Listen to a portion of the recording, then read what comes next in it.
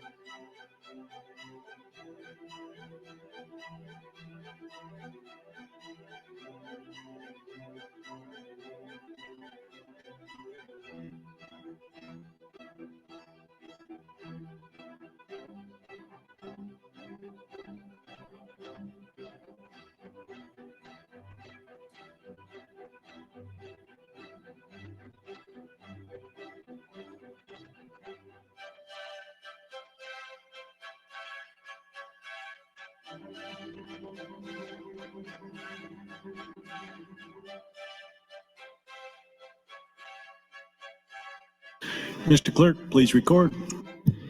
There's a quorum present, Mr. President. Thank you, Mr. Clerk. Do you have any items for the record? I have no items at this time. Please proceed to the first item on the afternoon's agenda.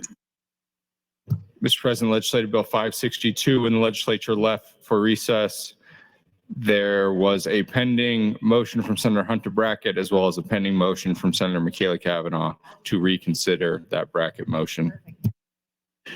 Senator Michaela Cavanaugh, you're recognized to speak. This will be your last time before your close.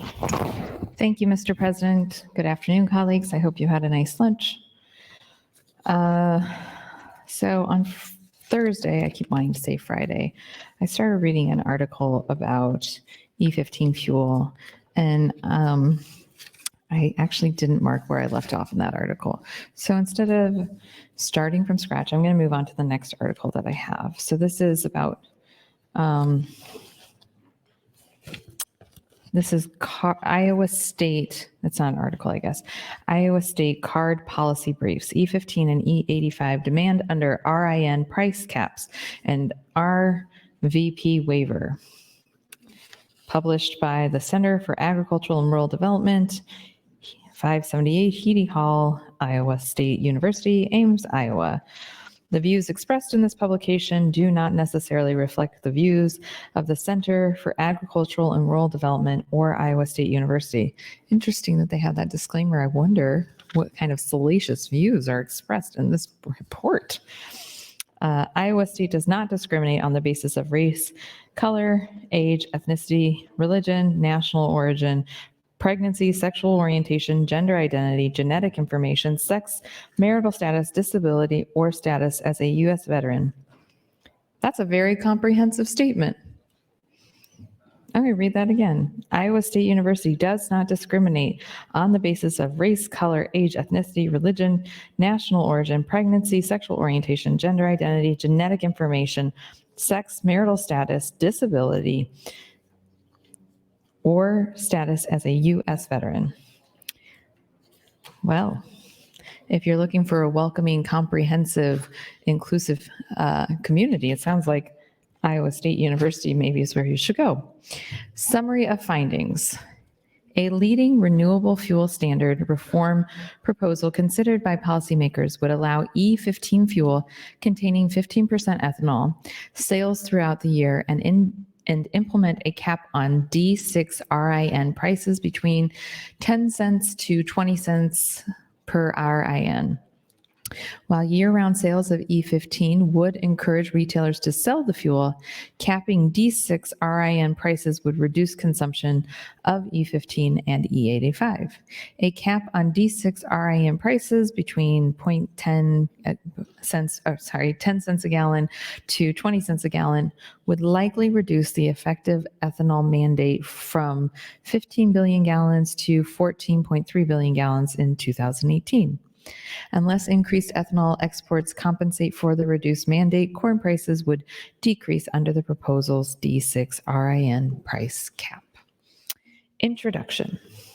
The United States Congress enacted the Renewable Fuel Standard, RFS, through the Energy Independence and Security Act in 2007. The U.S. Environmental Protection Agency, or EPA, administers the program. The RFS laid a path to significantly expand production and use of both conventional corn ethanol and advanced low greenhouse gas biofuel production and consumption in the United States. The policy objective included 1, lowering greenhouse gas emissions of transportation fuels, 2, supporting rural economies, and 3, enhancing energy security by expanding domestic transportation fuel production. Until 2013, the fuel industry was able to comply with the RFS mandate by blending 10% ethanol into most gasoline sold in the United States. E10, fuel containing 90% gasoline. 1 minute. Thank you. And 10% ethanol now constitutes more than 95% of fuel used in gasoline-powered vehicles. And expanding ethanol consumption by increasing E15 market penetration is no longer a viable compliance option. The E10 blending limit is commonly referred to as the E10 blend wall. The fuel industry has compiled with RFS mandates beyond the E10 blend wall by increasing sales of E85, which contains between 51 and 83% ethanol, other advanced biofuels, and biodiesel. If EPA is to continue expanding biofuel mandates, which is the current congressional intent, the remaining compliance options are limited because of both economic and technical barriers. I think I'm about out of time, so I will pause there until my next time on the mic, and then I will come back to this policy brief from its March 2018. That's your time, Thank you. Senator. Thank you, Senator Kavanaugh. Senator Doran, you're recognized to speak. Thank you, Mr. President. Haven't been up in a little while, but I wanted to talk a little bit about, we've had some discussion this morning on, I call it the cost of this bill and how this might affect not only the state's funds going forward and all of those things. I think sometimes when we have a discussion, and that's happens a lot up here, we start focusing in on one thing and we kind of forget, or we kind of don't remember, I call it, the whole part of the picture, or the whole prospective stuff that's coming before us. I want to remind people that right now Nebraska is at about a 9.6% blender rate, and if we go to 14% blender rate, that is going to be from E10 to E15.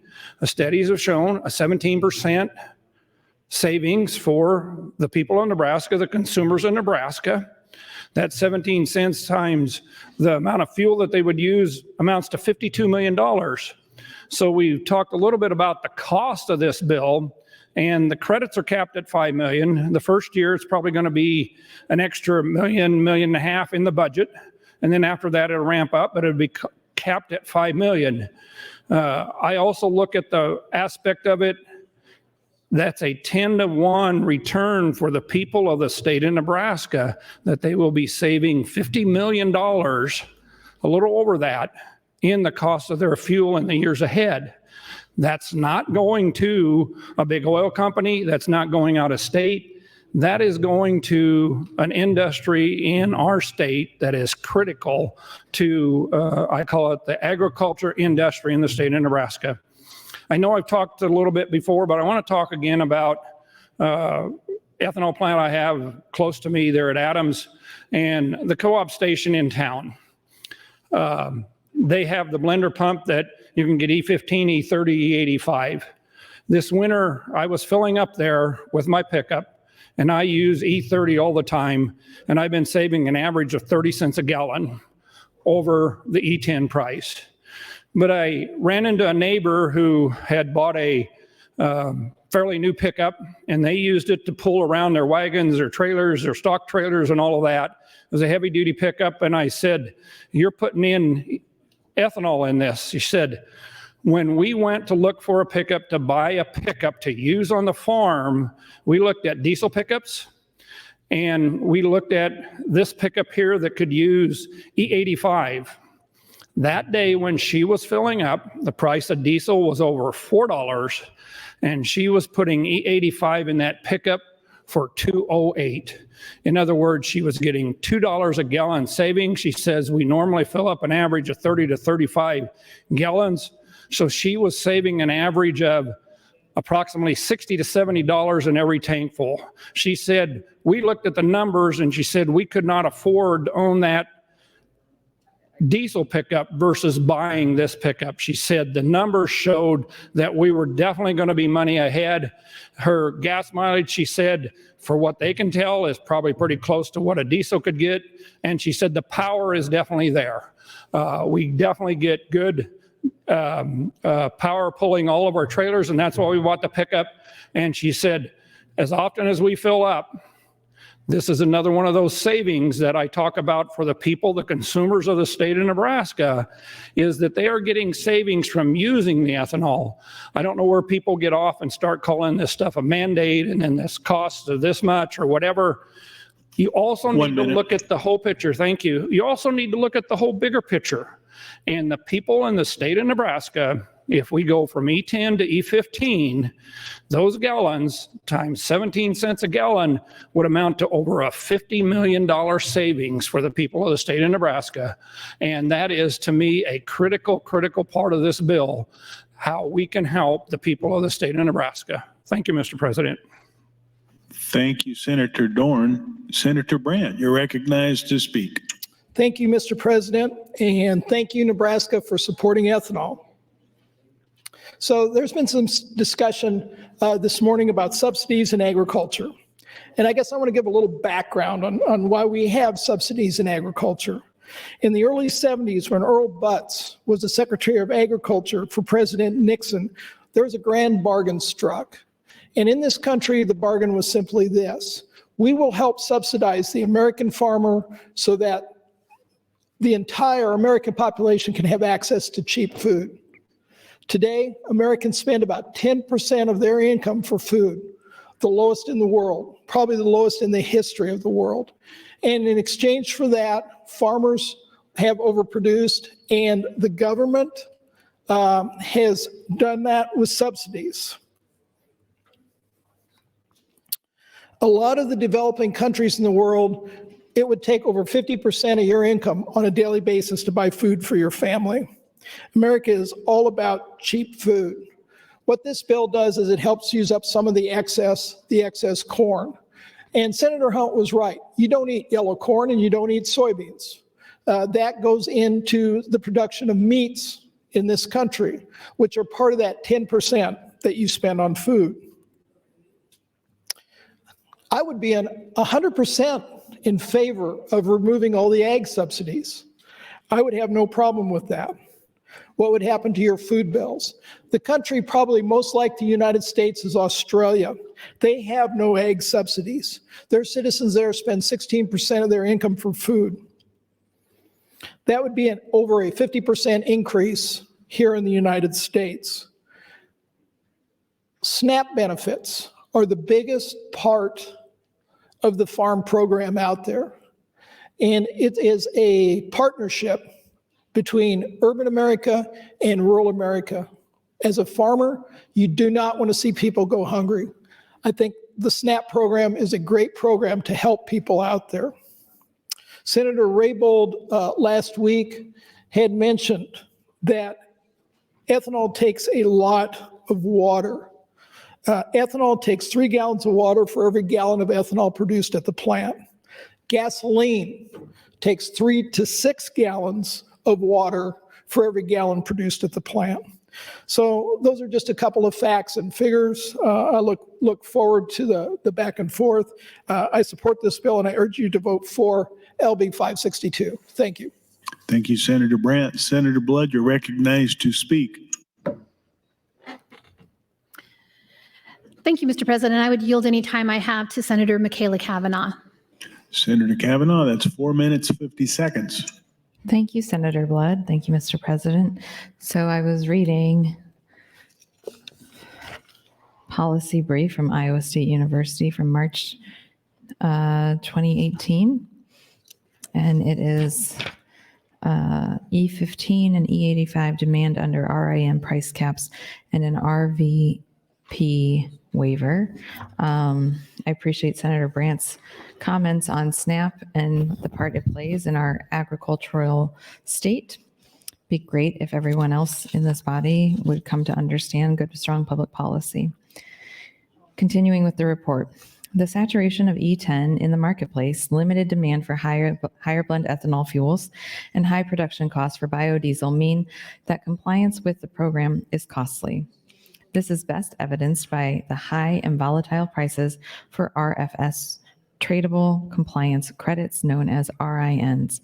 Since 2013, high RIN prices increase compliance costs for refiners that obligated party under the policy, who must purchase or generate RINs to demonstrate compliance to the EPA. The economics literature finds that refiners are likely fully compensated for high RIN costs through higher wholesale gasoline prices. Despite this, RIN costs have dominated recent headlines due to the bankruptcy proceedings of Philadelphia Energy Solutions, or PES. PES partly blames the cost of RINs as a cause of its financial troubles in its bankruptcy proceedings. The PES bankruptcy has led to a standoff between U.S. senators representing Midwestern states and senators from states with significant petroleum refining capacity. Recent White House meetings between these parties have led to one compromise proposal that is receiving a significant amount of attention. Under this proposal, RIN prices, i.e. D6 RINs, on which we focus in this document, would be capped between 10 and 20 cents in exchange for allowing a year-round sale of E15. E15 is a gasoline blend containing 15% ethanol.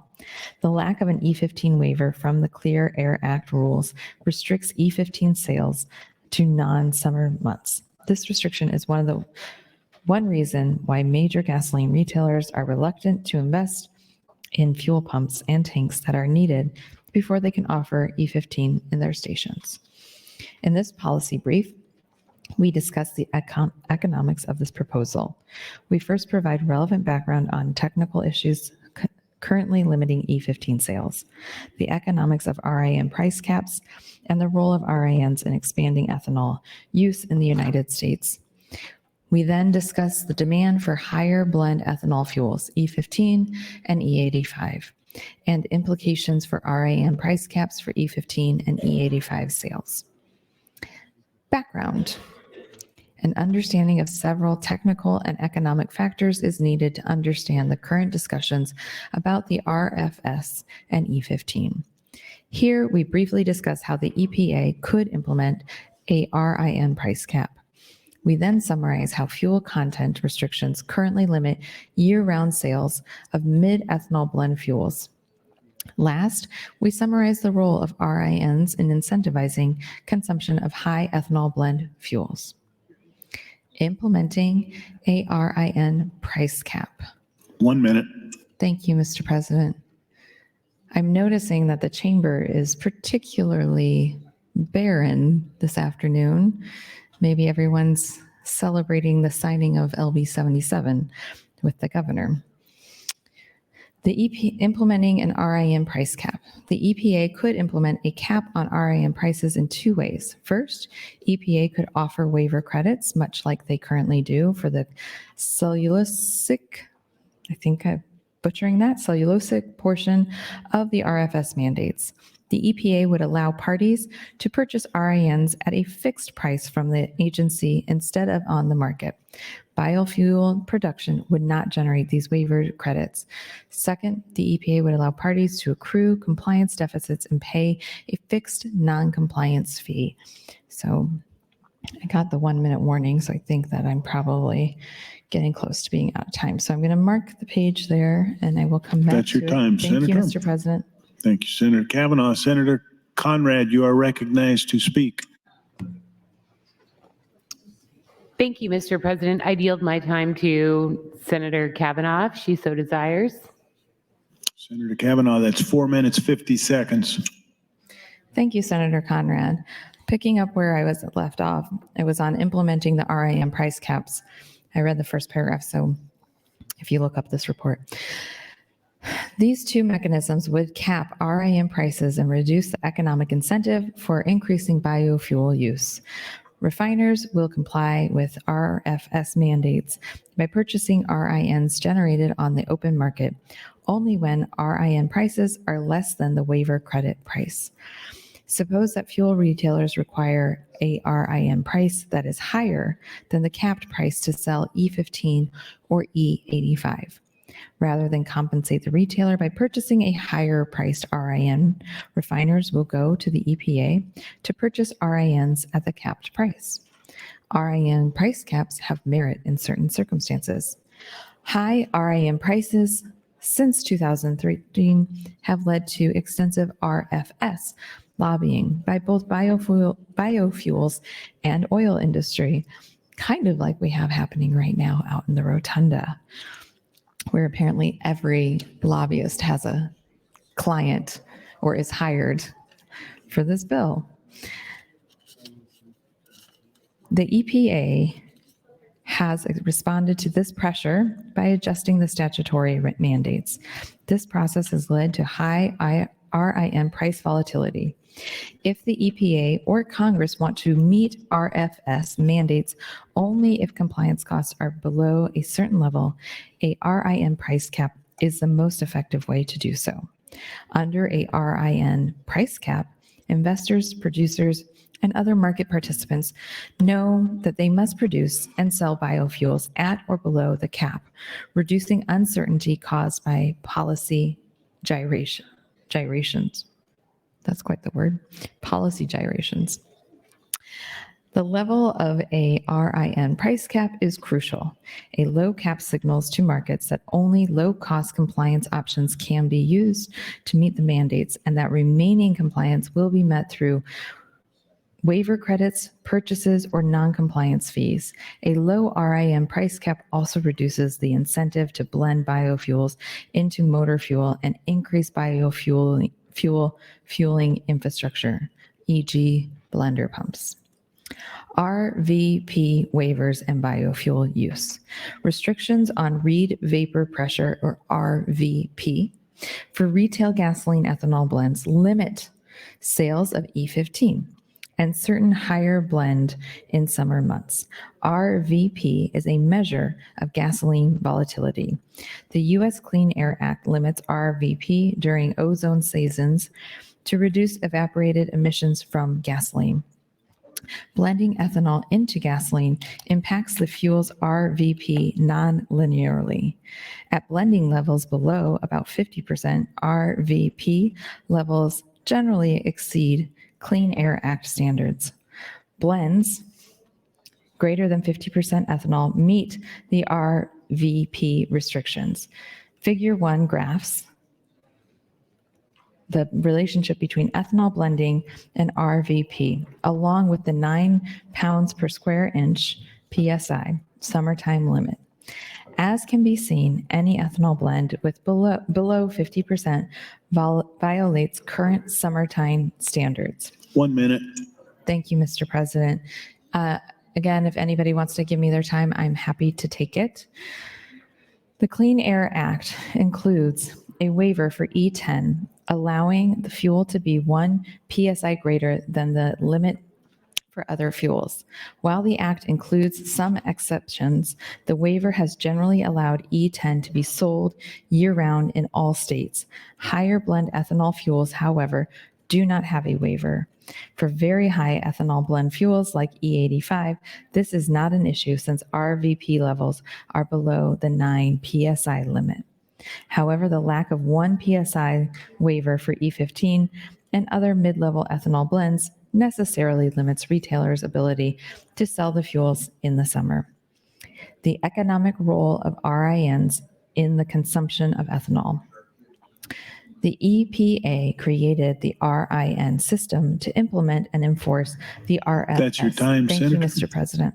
Thanks, Senator Kavanaugh. Senator Hunt, you're recognized to speak. Thank you, Mr. President.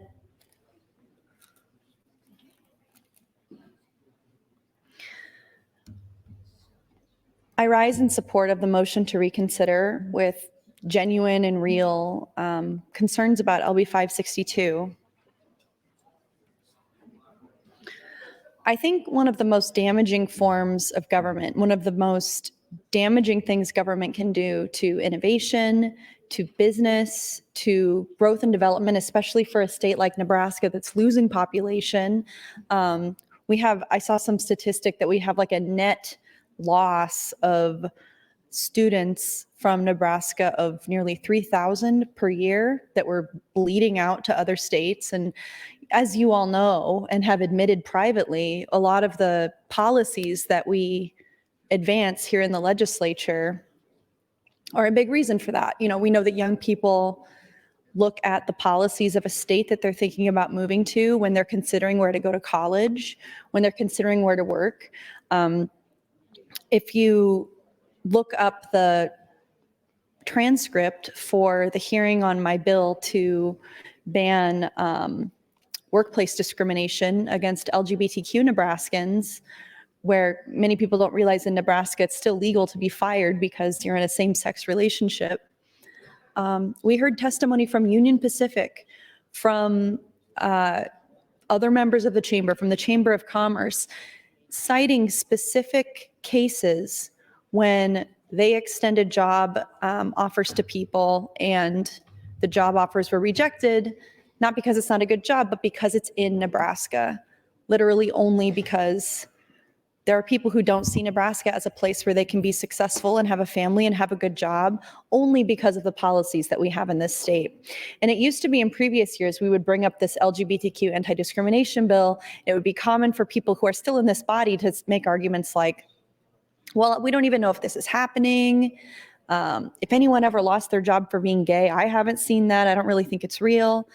And now in 2023, we're finally to a place where the Chamber of Commerce, the State Chamber, the Omaha Chamber, the Lincoln Chamber, Union Pacific, major Fortune 100 companies are coming up and not only agreeing with the policy, but citing specific literal examples of people who have turned down our state, turned down a job, and turned down a future in Nebraska because of what we are doing, the 49 of us in this body.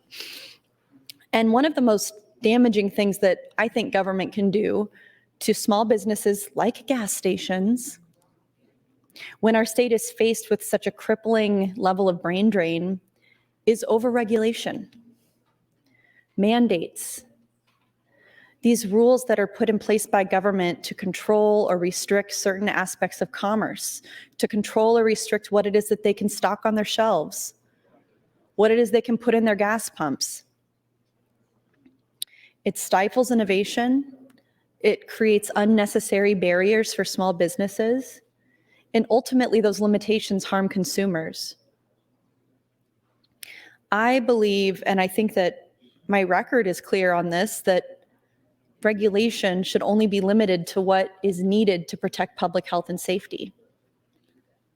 And that regulations and mandates and anything like that that government brings down upon small business needs to be transparent, needs to be predictable, based on science and research and economic modeling. Thank you, Mr. President.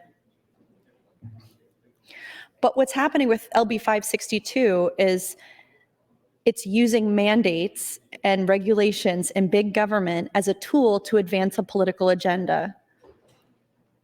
It's being used as a tool to protect entrenched interests in this state. to prop up one type of industry that should be able to stand on its own.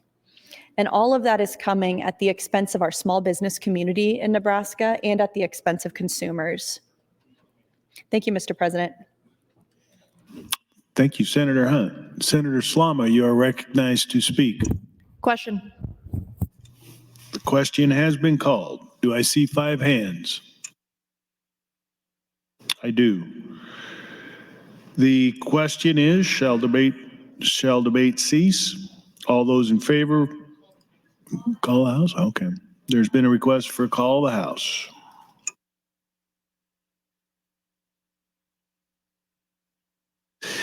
There's been a request to place the House under call. The question is, shall the House go under call? All those in favor vote aye. All those opposed vote nay.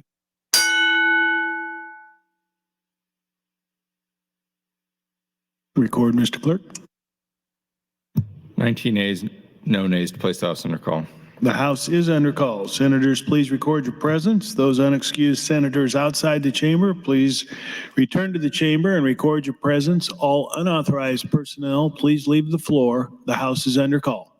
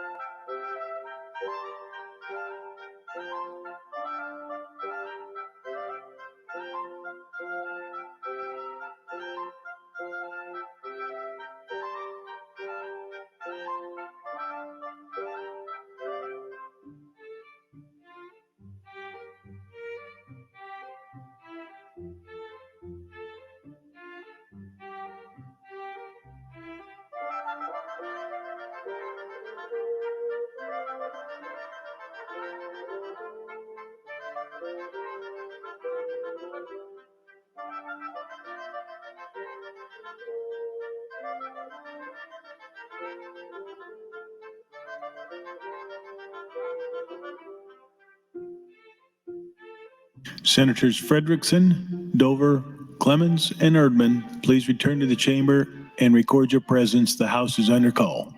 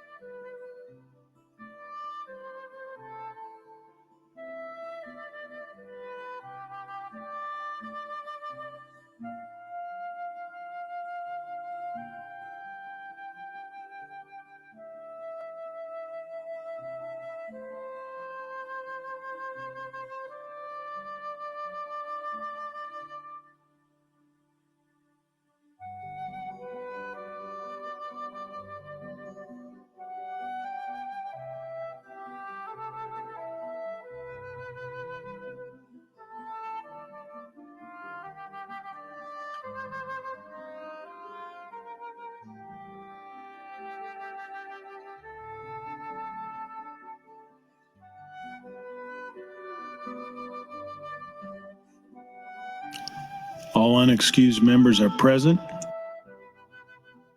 The question is, shall debate cease? There's been a request for a roll call vote.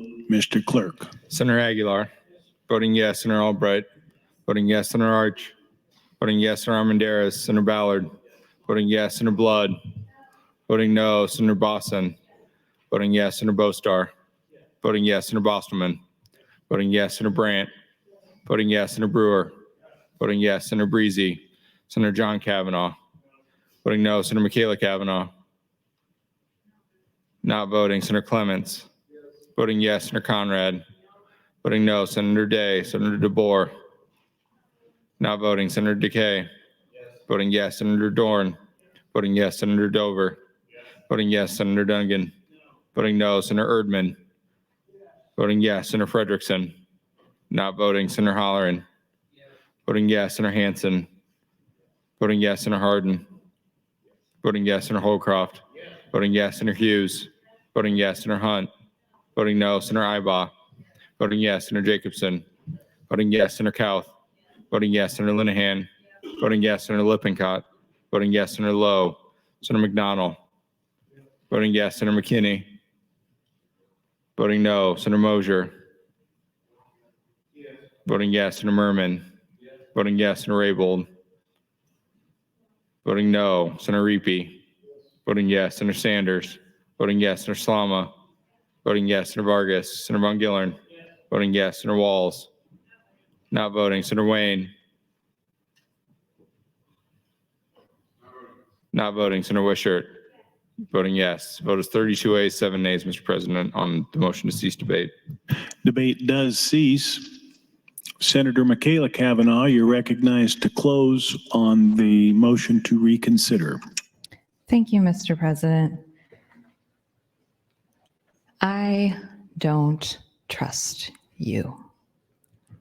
I don't trust you. I don't trust any of you to be people of integrity and people of your word, and continually calling the question is just instilling in me a greater deep-seated distrust. I don't trust you. I don't trust that any of you are operating in good faith. I don't trust that any of you are honest brokers. I trust that the lobby has disproportionate power over you, that if they tell you to jump, you do it. But I don't trust any of you.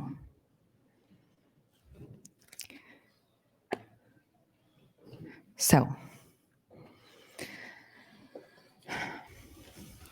and it's unfortunate because, you know, I've served now, this is my 5th year serving with, you're under a call of the House, you need to sit down, Senator Dover, thank you. When it says House under call, everyone has to remain seated. I've served for now, this is my 5th term with Senator Dorn, and I've always enjoyed a good relationship with Senator Dorn. But I no longer trust Senator Dorn, and I no longer trust any of you. I don't trust you to do what's right for Nebraska. I don't trust you to approach a conversation with me in good faith. I don't trust you to be honest brokers. I don't trust you to be people of integrity. The only thing I trust is that I can't trust you.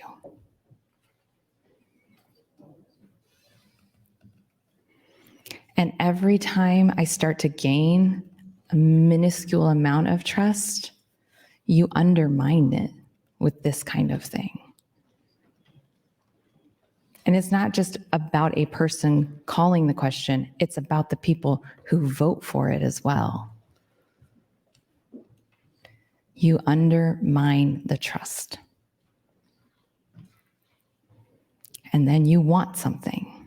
You want me to do something. You want me to be considerate of your needs and your interests. And you want all of that without any effort on your part of building trust. That's not how it works. I'm angry with myself. I'm really, truly angry with myself because I allowed myself to believe that things in this body were happening in good faith. after that ridiculous episode of being at ease and then adjourned during select file on 574, but we were all going to come to the table and negotiate. And then I'm reading these articles that are clearly that's a facade. And because there was this agreement that we were going to negotiate, we were going to take the temperature down, and we were going to, Senator Kavanaugh and Senator Hunt, they're probably still going to keep filibustering, but we're going to take the temperature down. And there were bills that had huge packages of bills in them. And I was not an obstructionist because I was acting in good faith.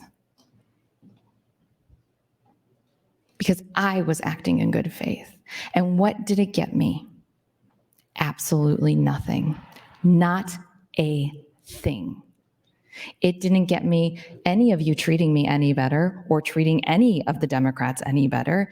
It didn't get any respect for any of us. It didn't get me a thing. 1 minute.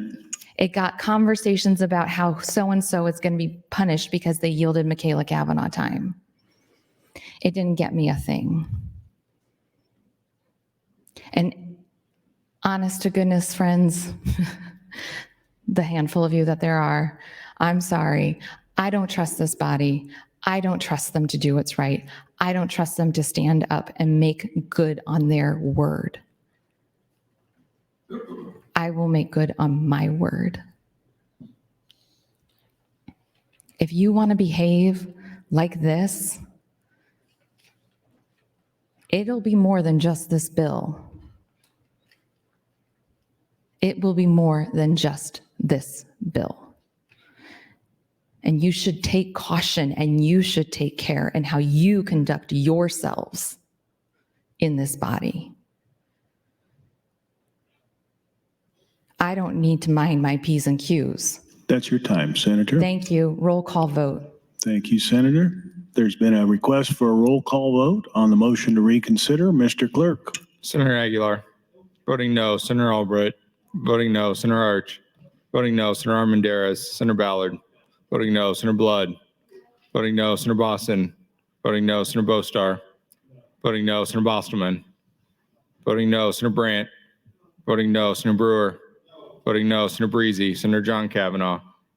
Voting no. Senator Michaela Kavanaugh. Not voting. Senator Clements. Voting no. Senator Conrad. Voting no. Senator Day. Senator DeBoer. Voting no. Senator DeKay. Voting no. Senator Dorn. Voting no. Senator Dover. Voting no. Senator Dungan. Voting no. Senator Erdman. Voting no. Senator Frederickson. Voting no. Senator Holleran. Voting no. Senator Hansen. Voting no. Senator Hardin. Voting no. Senator Holcroft. Voting no. Senator Hughes. Voting no. Senator Hunt. Voting yes. Senator Ibaugh. Voting no. Senator Jacobson. Voting no. Senator Kauth. Voting no. Senator Linehan. Voting no. Senator Lippincott. Voting no. Senator Lowe. Senator McDonald. Voting no. Senator McKinney. Voting no. Senator Mosier. Voting no. Senator Merman. Voting no. Senator Raybold. Voting no. Senator Reapy. Voting no. Senator Sanders. Voting no. Senator Slama. Voting no. Senator Vargas. Senator Von Gillern. Voting no. Senator Walls. Voting no. Senator Wayne. Voting no. Senator Wishart. Voting no. The vote is 1A, 42 nays, Mr. President, on the motion to reconsider. The motion to reconsider fails. I raise the call. Mr. Clerk for items. Mr. President, communication from the governor. Dear Clerk Metzler and Gross, Legislative Bill 77 was received in my office April 19th. This bill is signed and delivered to Secretary of State April 25th, 2023. Signed sincerely, Jim Pillen, Governor.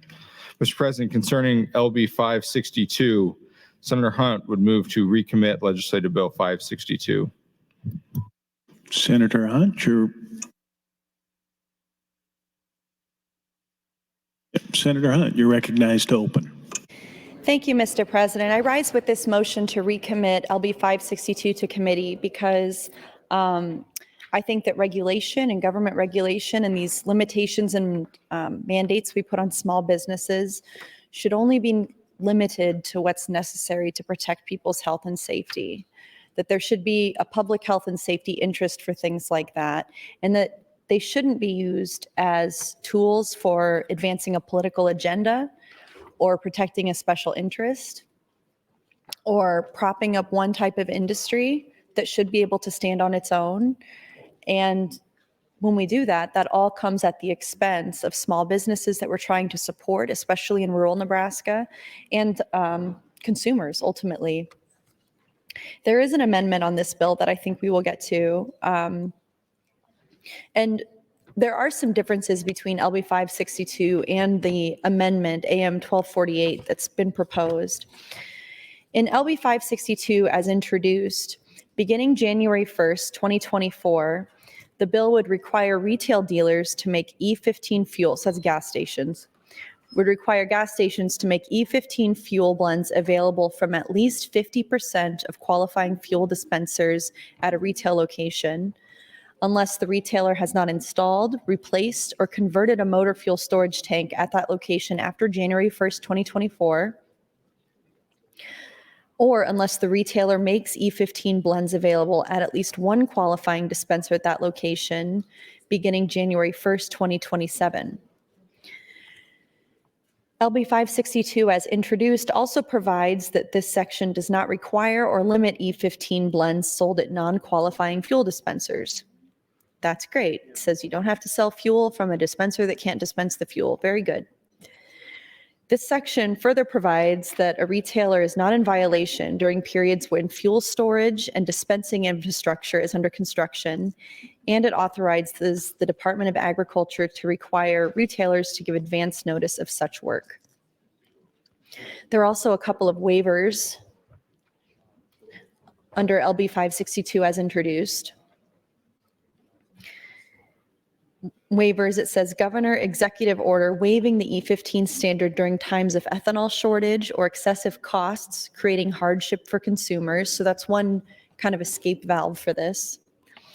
Another one is individual site waiver due to supply shortage. Waiver must be applied for. So in order to get that, they have to apply. Another waiver under the bill as introduced is excessive cost exceeding $100,000 to install infrastructure to comply. That waiver must be applied for, and the excessive cost has to be certified by a professional retail fuel site installer. Again, more steps, more friction, more regulation, more mandates on small business to prop up the ethanol industry. There's also a small volume retail location waiver for gas stations that sell an average of 300,000 gallons annually, and that waiver has to be applied for as well. That's the bill as introduced, LB 562. This is the bill that Senator Hughes said was bad, even though she does stand to gain financially from it personally. This is the bill that she said she does not like. So we do have AM 1248, which she said would make a bad bill better.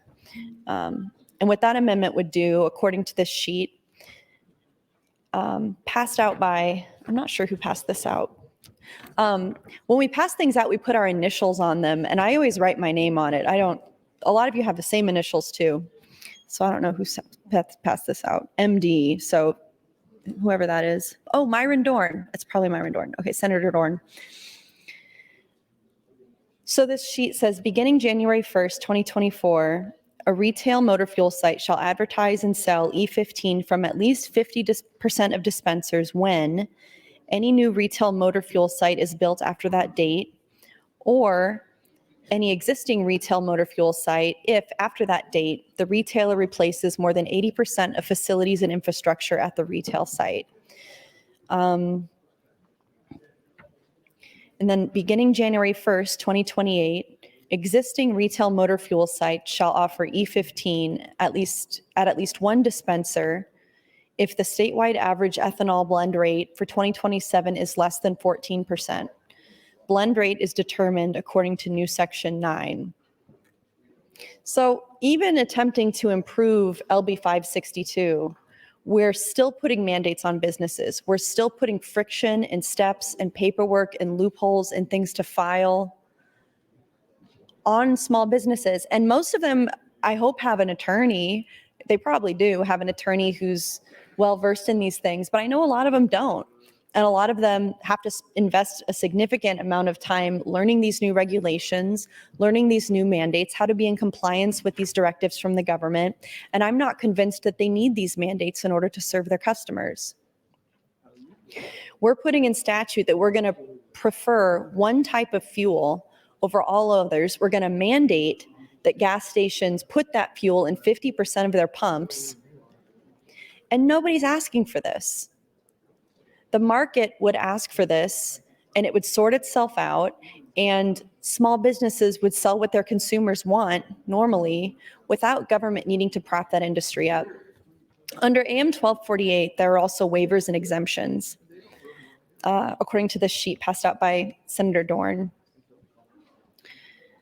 It says, Governor executive order may waive the E15 standard during times of ethanol shortage or excessive costs, creating hardship for consumers. A retailer may apply for a waiver if it costs more than $15,000 to install infrastructure to comply. So originally in the bill as introduced, the gas station owner company could apply for a waiver if the cost to update the infrastructure to be in compliance with LB 562 was over $100,000. AM 1248 reduces that to $15,000. So it does make it more easy for several, for lots and lots of gas stations, but it's still a mandate and it's still a new regulation. Another waiver and exemption is retailer is exempt if all fuel tanks at site are constructed of certain materials before specified dates. Retailer attests to exemption. So they don't need to have a professional retail fuel site. That's something that the retailer just assents to, that they just, attest to. And so we wonder what kind of consequences that has for health and safety.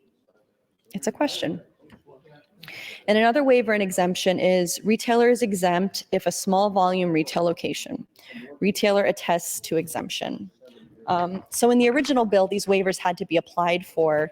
And in the amendment, it's a little bit more lenient for small businesses, but I still think an inappropriate mandate, a lot of paperwork, a lot of friction, and a lot of barriers to just doing good business that we need to trust Nebraska business owners to be able to do. Some other comparisons between LB 562 and the amendment, as outlined by this handout from Senator Dorn. In the bill as introduced, some of the incentives under LB 562 reads that the bill increases the annual authorized obligation of awards under the Renewable Fuel Infrastructure Program from $1 million to $10 million and terminates approvals of new grant awards after calendar year 2026. The bill further eliminates the distinction between 3- and 5-year agreements and limits cost share assistance to the lesser of 50% or $150,000 per project. Comparing that to the amendment, the incentives are a little bit different. In the amended version, AM 1248, which we haven't gotten to, but we will, it says the amendment does not include changes to the Renewable Fuel Infrastructure Program. It increases tax credits offered to retailers. Thank you, Mr. President. It increases tax credits offered to retailers selling E15 and higher blends.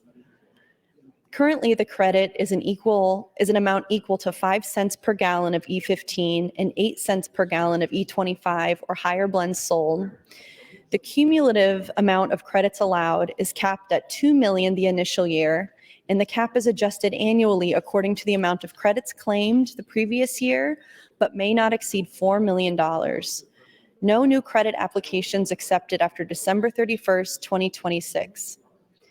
AM 1248 changes the credit provisions to apply the same credit amount per gallon to all E15 or higher blends, and it changes by year. 2024, 8 cents, 2025, 9 cents, 2026, 8 cents, 2027, 7 cents, and 2028, 5 cents. The cumulative amount of credits allowed is capped at $5 million per year for all years. Thank you. Thank you, Senator Hunt. Senator Blood, you're recognized to speak.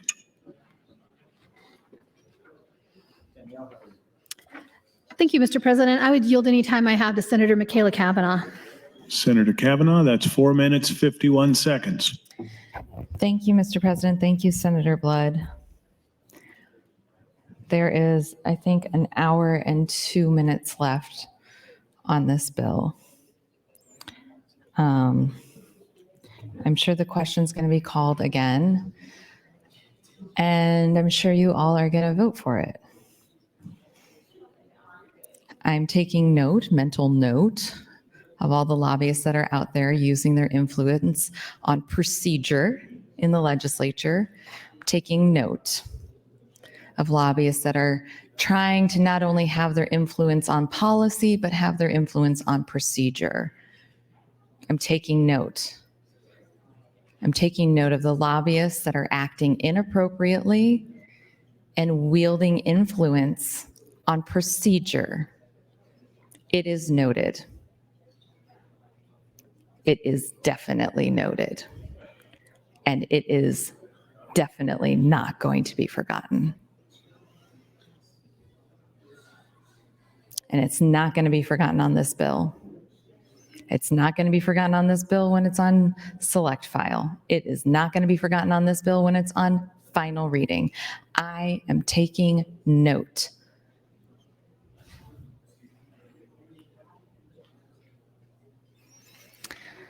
So,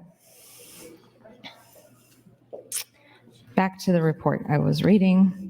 Card policy briefs, E15 and E85 demand under RIN price caps and an RVP waiver. The economic role of RINs in the consumption of ethanol. The EPA created the RIN system to implement and enforce the RFS blending mandates. RINs are tradable commodity used to track U.S. ethanol and biodiesel use. Every gallon of biofuel produced in or imported into the United States generates a RIN. The RIN is detached from a gallon of biofuel when it is blended into the U.S. fuel supply at wholesale terminals. Refiners comply with the RFS either by blending biofuels and selling them to domestic wholesale markets, thereby generating RINs in-house, or by purchasing separate RINs from other parties. RIN prices impact retail fuel prices in two ways. Because refiners must purchase RINs for every gallon of gasoline and diesel they sell, RINs act as an implicit tax on gasoline and diesel. On the other side of the market, every gallon of biofuel generates a RIN that can be sold to refiners, constituting an implicit subsidy for ethanol and biodiesel. Retail fuel prices reflect both the tax on gasoline and diesel and the subsidy for biofuel. Therefore, increasing the blend rate of ethanol in gasoline increases the subsidized portion of the fuel and decreases the tax portion of the fuel. RIN prices reflect the cost of compliance with the RFS. They are determined by the cost of covering biofuel production costs when they exceed gasoline and diesel prices and the need to lower the value of biofuels in fuel blends to increase consumption. 1 minute. Thank you. To meet mandates. High RIN prices create an incentive for the fuel industry to reduce compliance costs by finding the lowest cost alternatives to meeting mandates. Costs can be lowered either by decreasing biofuel production costs or by increasing the value of biofuels in the marketplace by expanding the sales of higher ethanol blend fuels, mainly E15 and E85. Expanding E15 and E85 sales requires fuel stations to invest in E15 and E85 fueling infrastructure and consumers to buy the fuel. RIN prices play a crucial role in incentivizing E15 and E85 demand. All else equal, an increase in RIN prices increase the ethanol subsidy and gasoline tax in retail fuel blends. The subsidy for the ethanol will outweigh the gas tax for the fuels. That's your time, Thank you, Senator. Mr. President. Thank you, Senator Kavanaugh. Senator Wayne, you're recognized to speak.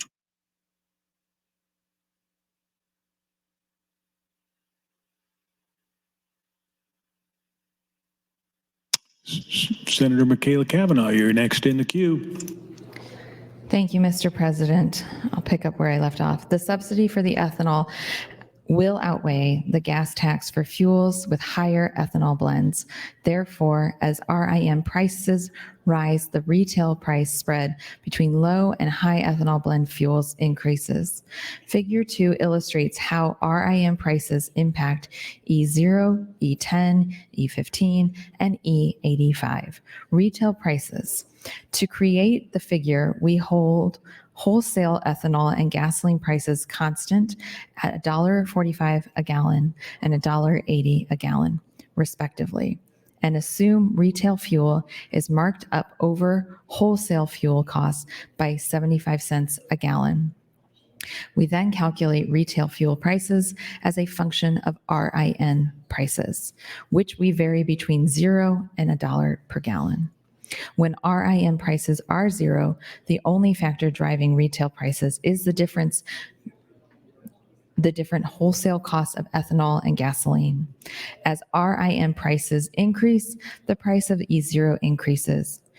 E10 prices remain roughly constant, and E15 and E85 prices decrease. The focus of this report is the impact of RIN prices on E15 and E85 demand. Consumers will have a greater incentive to switch from E10 to E15 or E85 as the price difference between the fuels increases. At a zero RIN price, the E15 to E10 and E85 to E10 price gap is negative $0.018 and negative 23 cents per gallon, respectively. At a 10-cent RIN price, the price, that's probably just right. At a 50 cents per gallon RIN price, roughly the D6 RIN price in early March 2018, the two gaps increase to negative $0.045 and negative 59 cents per gallon, clearly increasing the incentive for consumers to switch from E10 to E15, but more increasing the incentives to switch from E10 to E85. Demand for higher ethanol blend fuels. We now turn to E85 and E15 demand factors.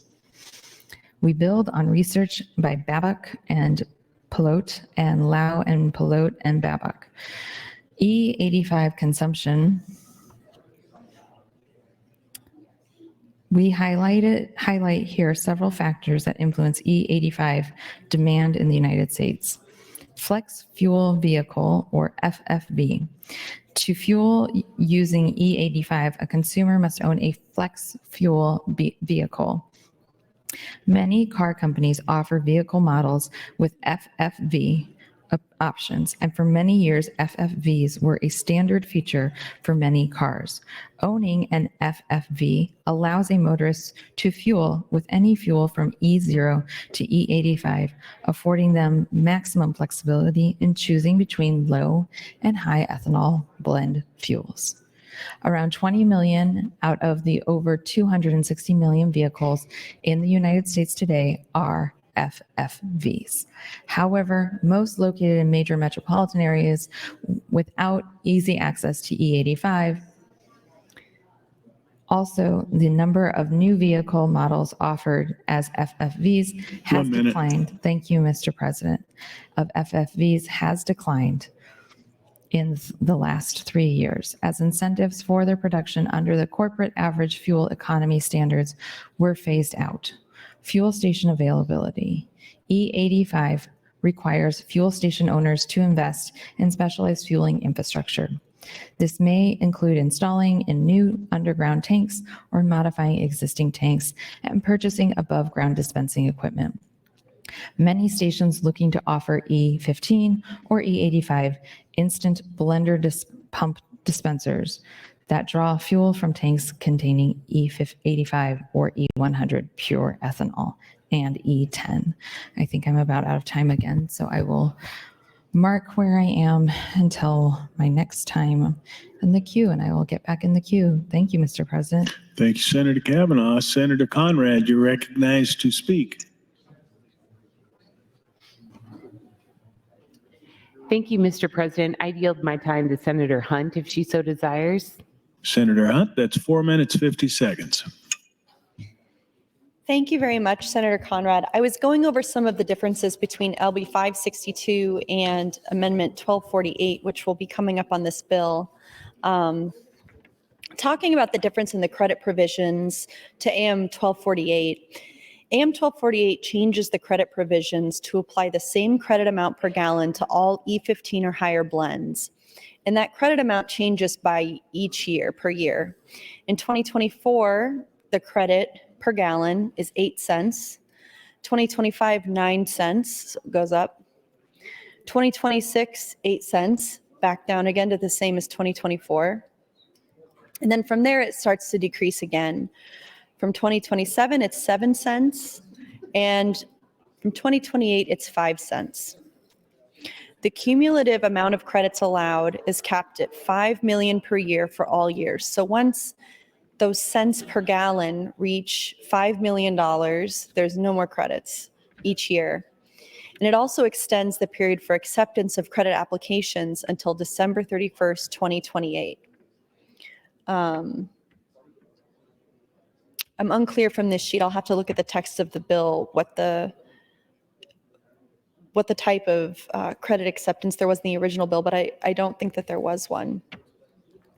Talking about enforcement and how this bill ends up being enforced. Under LB 562 as introduced, it said that non-compliance with the E15 standard is cause to suspend or revoke a fuel dealer's weighing and measuring establishment permit. Can't do business without that. Under AM 1248, it says, the Department of Agriculture may suspend or revoke a retailer's weighing and measuring establishment permit under 2 conditions. 1, beginning January 1st, 2024, for retailers not in compliance with the 50% offering standard, or beginning April 1st, 2028 for beginning April 1st, 2028 for retailers who are not in compliance with the offering of E15 at least one dispenser of subsection 2 of section 4 if the statewide blend rate goal of 14% is not met. So if we don't meet the 14% goal, by 2028, you got to have this E15 at 1 pump. If we do, beginning January 1st, 2024, you've got to have it at 50% of your pumps. All of this ends up being basically government in the business of picking winners and losers in the marketplace. This is government picking ethanol as a winner, picking an entire industry to be propped up artificially when this is not what the market is doing on its own. And I don't know if I'm convinced that that's a really good thing for Nebraska or for our economy or for our producers, and certainly not for our small businesses in our state. It's about the importance of individual choice, and it's about making sure that we're not picking winners and losers. We have to make sure that all businesses in Nebraska can compete on a level playing field based on their own merit, based on their own value and worth and hard work, and based on the needs and the wants of the customers that businesses serve. This is the only way to ensure that our economy remains strong and vibrant and innovative, and that businesses are actually responding to the needs and wants that customers have. 1 minute. Thank you, Mr. President. It's not up for government to tell consumers what they want.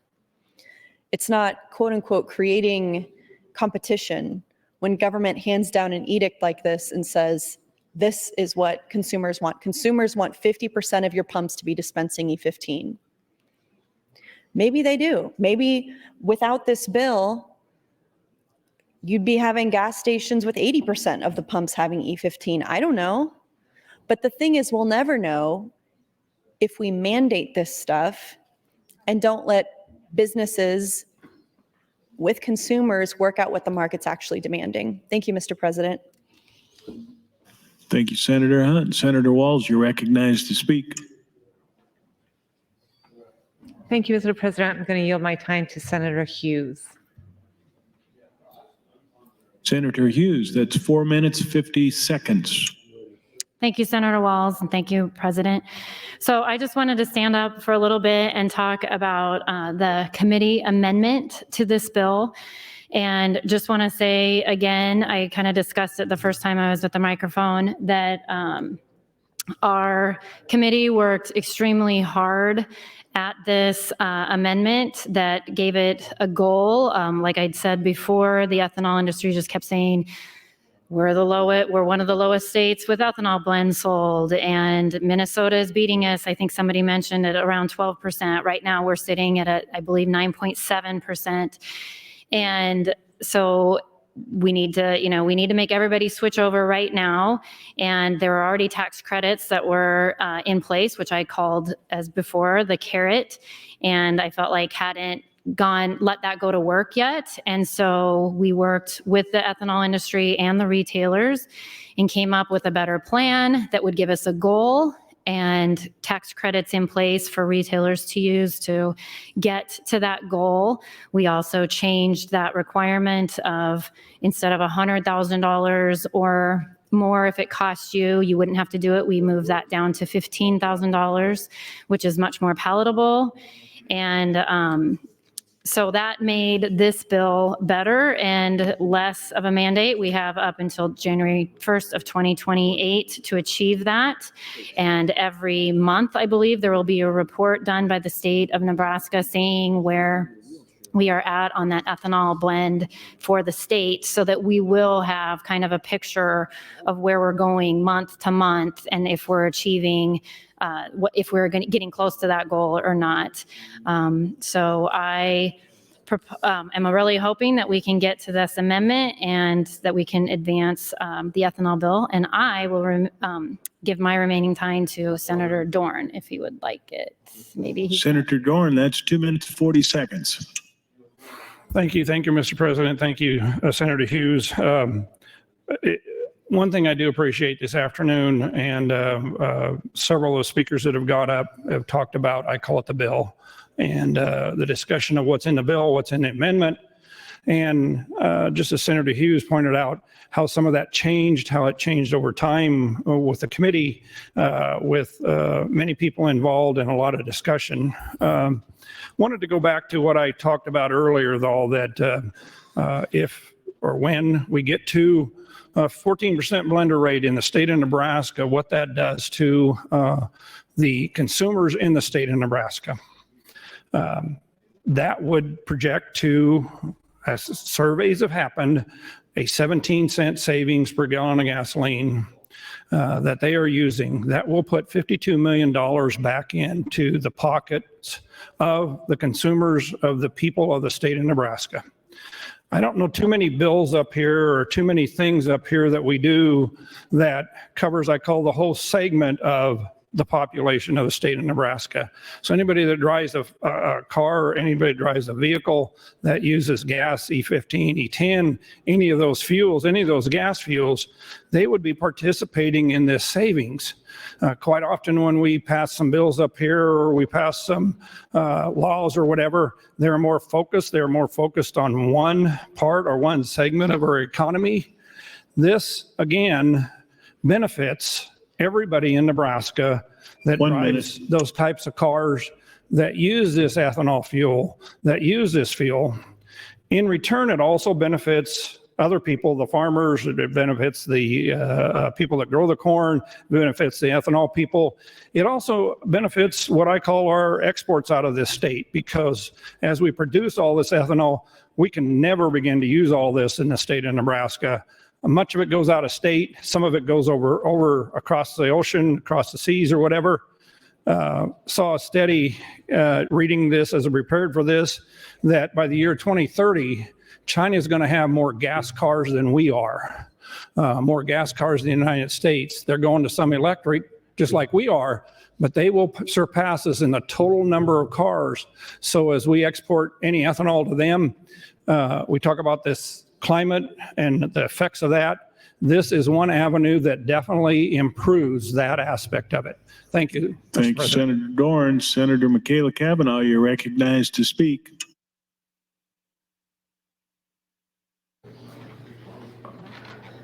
Thank you, Mr. President. Is this my second time?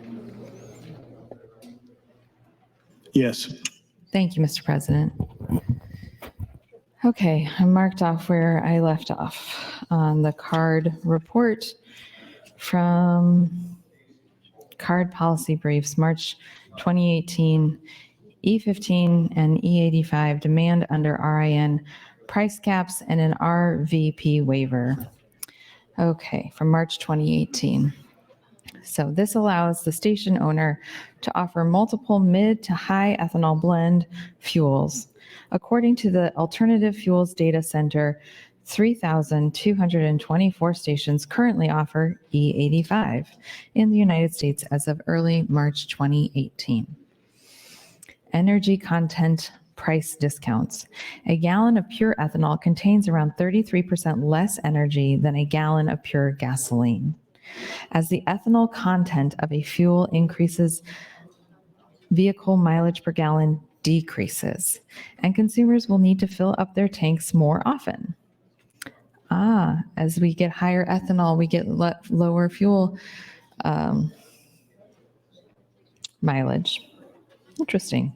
And consumers will need to fill up their tanks more often. Therefore, if an ethanol blend, e.g. E10, and gasoline E0 are sold at the same price, the ethanol blend will be more expensive on a cost per mile driven basis because it contains less energy. Using the example from Figure 2, if we inflate ethanol costs by 50% to account for its lower energy content, the E15 to E10 and the E85 to E10 price gap decreases. This raises the question for me is, if there's an environmental impact on producing ethanol, and we also are getting worse mileage, is ethanol actually a better option than gasoline?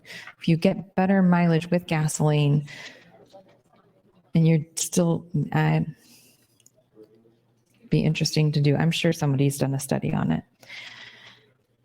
Octane content. While ethanol contains less energy than gasoline, the fuel has a much higher octane rating. Octane is a measure of fuel's combustion resistance, and higher performance vehicles typically require higher octane fuels to operate effectively.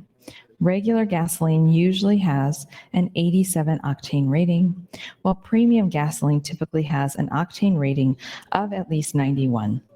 A gallon of ethanol has an octane rating of 113. This higher octane has allowed refiners to decrease the production of octane at the refinery, reducing refining costs. Instead of producing 87 octane gasoline, most refiners today produce 84 octane gasoline and blend 10% ethanol to reach the required 87 octane rating. E85 has an even higher octane rating, typically over 100. While the octane value of E15 is 88, this 1-point advantage in octane rating over E10 offsets some of the fuel efficiency disadvantages of E15 relative to E10. The value of octane is likely to increase in future years as demand for high octane fuel 1 minute. continues to grow. Most light-duty vehicle manufacturers are increasingly producing engines that require 91 and higher octane levels to operate. Recent work by Lyle, Palou, and Babak, 2016, estimate the demand for E85 using observational and survey data gathered in 2015. The authors estimate willingness to pay for E85 fuel. The authors find that the average U.S. flex fuel vehicle owner requires that E85 be discounted well below energy cost parity relative to E10 to switch fuels. Figure 3 graphs the estimated demand for E85 relative to its price ratio to E10, price E85 / price E10. Few motorists choose E85 when it is priced greater than or equal to E10. Demand for E85 increases as it becomes less expensive than E10. That's your time, Thank you, Senator. Mr. President. Thank you, Senator Kavanaugh. Senator Slama, you're recognized to talk. Question. The question has been called. Do I see 5 hands? I do. The question is, there's been a request for call of the House. The question is, shall the House go under call? All those in favor vote aye. All those opposed vote nay.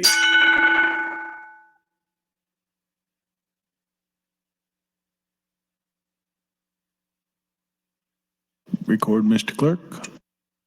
9 ayes, 3 nays, place the House under call. The House is under call. Senators, please record your presence. Those unexcused senators outside the chamber, please return to the chamber and record your presence. All unauthorized personnel, please leave the floor. The House is under call.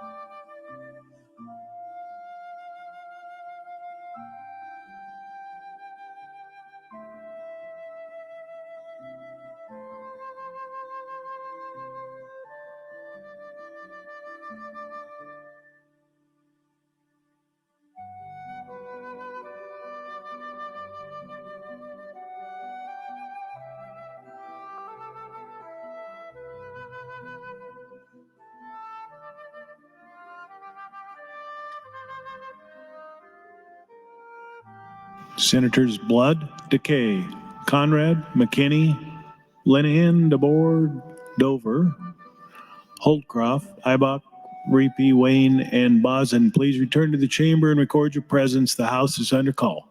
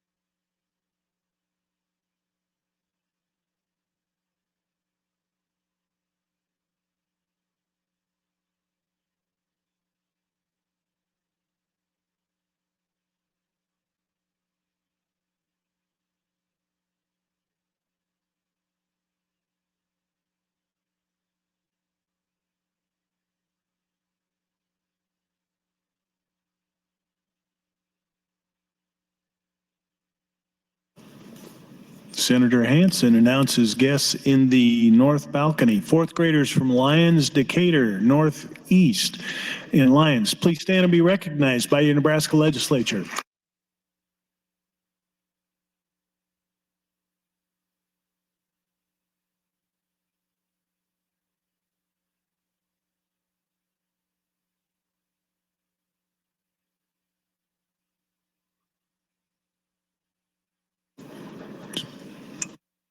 Senator Conrad, please return to the chamber. The House is under call.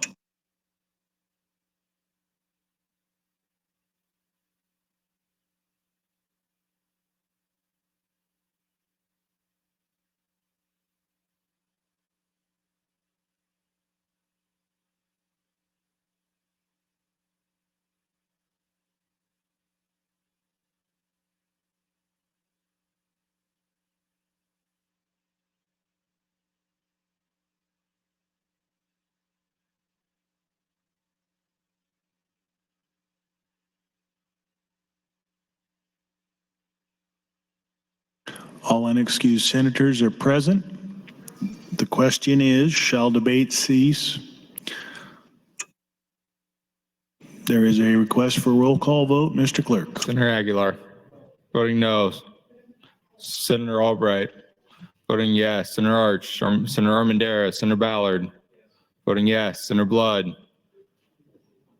Voting no. Senator Boston.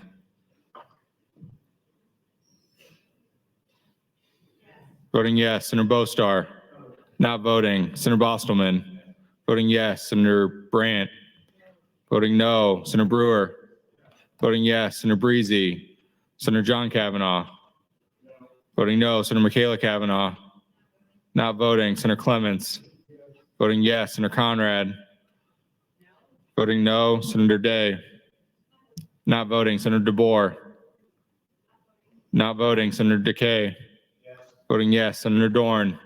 Voting yes. Senator Dover. Voting yes. Senator Dungan. Voting no. Senator Erdman. Voting yes. Senator Frederickson. Not voting. Senator Holleran. Voting yes. Senator Hansen. Voting yes. Senator Hardin. Voting yes. Senator Holcroft. Voting yes. Senator Hughes. Voting yes. Senator Hunt. Voting no. Senator Ibaugh.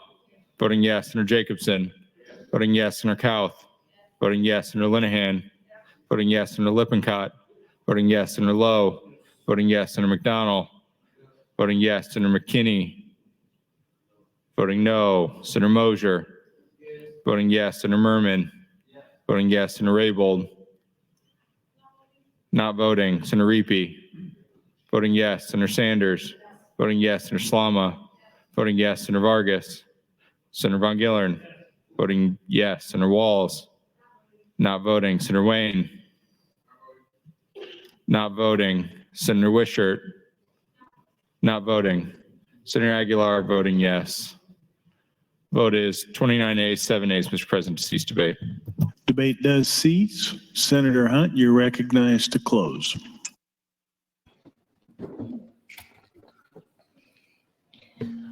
Thank you, Mr. President. Great to be closing on another motion so we can continue to talk about LB 562 is introduced and the way government is putting its thumb on the scale for one industry through this bill. On so many levels, ethanol is poor public policy, except for as long as people believe it's good public policy, it will make Nebraska farmers money and it will allow them to burn grain instead of feeding people with it. You know, our neighbor Wyoming has coal as a natural resource and they tax it for the benefit of every person in Wyoming. And that's why they don't have to have an income tax. But in Nebraska, we give our resources away to a select small group of people who actually don't believe they should have to pay taxes at all in the first place. And maybe that's one of the reasons why some people say that Nebraska taxes are high. Most of the beneficiaries of ethanol, of bills like LB 562, and the beneficiaries of the state's gift of water to them are very large and very wealthy agricultural estates. And that is what it is. And that's why I'm not excited about government using resources to keep putting our thumb on the scale, disrupting competition, disrupting the free market, and propping up ethanol as an industry when it really doesn't need it.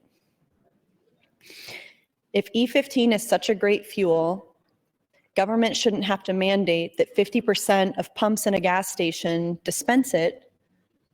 If it's such a great fuel, they should choose to do that themselves because it's what customers demand. And on a normal day, that's what all of you would be standing up and saying. Some of you have said that you have personal financial interests in this bill. Well, that's understandable then why you would want it. But what about the rest of you? Why are you so willing to give up your integrity and your conservative principles for one industry? One of my constituents emailed me, Dear Senator Hunt, I respectfully request your opposition to legislation LB 562 that would increase the standard biofuel blend at Nebraska gas stations to 15% ethanol blend, E15. The current standard is 10%. No other state uses E15 as a standard blend. If passed, LB 562 would ignore marketplace economics in favor of arbitrary government mandates. Additionally, LB 562 would disregard the fact that ethanol, especially in higher concentrations such as E15, can cause metal corrosion and dissolve certain plastics and rubbers in automobiles that were not constructed with ethanol-resistant materials. High-performance specialty parts, along with older cars and parts, may be most susceptible to such corrosion. LB 562 would also fail to provide adequate safeguards for vehicles whose lifespans can be reduced by misfueling and subsequent corrosion of integral vehicle and equipment parts. Anti-corrosion additives are available for each purchase of gasoline, but can become expensive, burdensome, and require consumer education. Lastly, LB 562 would not acknowledge that ethanol has been shown to decrease fuel mileage. I also got another piece of opposition saying, I urge you to oppose LB 562, adopt the E15 Access Standard Act. 1 minute. Thank you, Mr. President. And this sums up, in general, my opposition and what should be your opposition. We strive to create an economy that works for all, empowering people to earn success and realize their potential. This becomes difficult when government comes in to tell people what they must do. LB 562 requires that fuel retailers in Nebraska offer E15 from at least 50% of their dispensers. This is not the role of government. The decision to offer E15 should be made by the fuel retailer after evaluating the market demand, supply, and of course the cost they will incur for required infrastructure upgrades. Nothing with the amendment changes the fact that this is a government mandate. This is an overstep of our role in the government. It's special legislation. It's a handout to wealthy estates in Nebraska who don't need it. And I would encourage you to support the motion to recommit to committee. Thank you, Mr. President. Thank you, Senator Hunt. Senators, the question is the motion to recommit. Request for a call of the House. Mr. Clerk. Senator Aguilar. Voting no. Senator Albright. Voting no. Senator Arch. Senator Armendariz. Senator Ballard. Voting no. Senator Blood. Voting no. Senator Boston. Voting no. Senator Bostar. Voting no. Senator Bostelman. Voting no. Senator Brandt. Voting no. Senator Brewer. Voting no. Senator Breezy. Senator John Kavanaugh. Voting no. Senator Michaela Kavanaugh. Not voting. Senator Clements. Voting no. Senator Conrad. Voting no. Senator Day. Voting no. Senator DeBoer. Voting no. Senator DeKay. Voting no. Senator Dorn. Voting no. Senator Dover. Voting no. Senator Dungan. Voting no. Senator Erdman. Voting no. Senator Frederickson. Voting no. Senator Holleran. Voting no. Senator Hansen. Voting no. Senator Hardin. Voting no. Senator Holcroft. Voting no. Senator Hughes.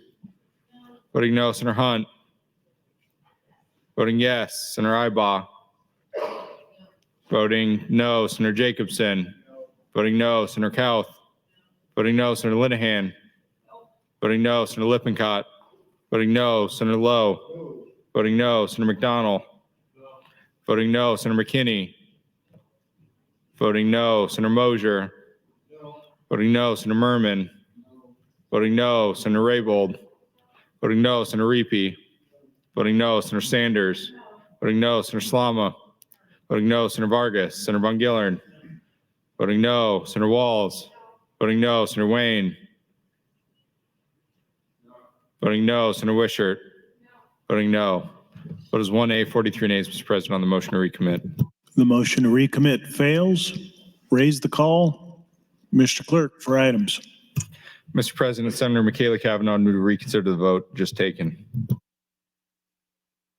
Senator Cavanaugh, you're open. You're recognized to open. Thank you, Mr. President. I have 10 minutes to open. Then I have 2 times to talk and a close. So, and I think cloture on this is at 3:14 or 3:15.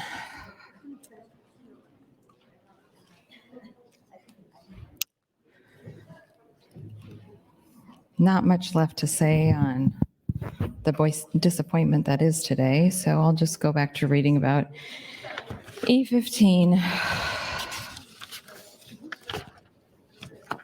Thanks to the lobbyists who got involved in how we run procedurally today, it will be remembered. E15 consumption. Many of the same factors that influence E85 demand will also likely influence E15 demand. Like E85, the fuel requires stations to invest in fueling infrastructure. It has around 1.75% lower energy content than E10, and it has an octane advantage over E10. Unlike E85, E15 does not require special vehicles. However, E15 has its own compatibility challenges in light-duty vehicles. Also, sales of E15 are restricted in the summer driving season because the fuel does not currently have an RVP waiver. E15, use in vehicles.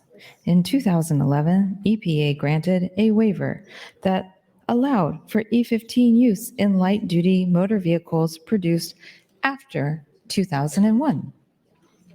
This constitutes the vast majority of light-duty vehicles on the road today. Thus, it seems that one could assume that almost all vehicle owners in the United States are potential E15 customers. However, several auto manufacturers still include E15 warnings on newer vehicles. This conflicting message between EPA guidelines on retail pumps, Figure 4A, and vehicle manufacturer guidelines, Figure 4B, depress the potential demand for the fuel. To the author's knowledge, there are no academic studies that estimate the demand for E15. However, given the similarities between issues affecting E85 and E15 demand, it seems likely that similar features would arise with E15 that arise with E85.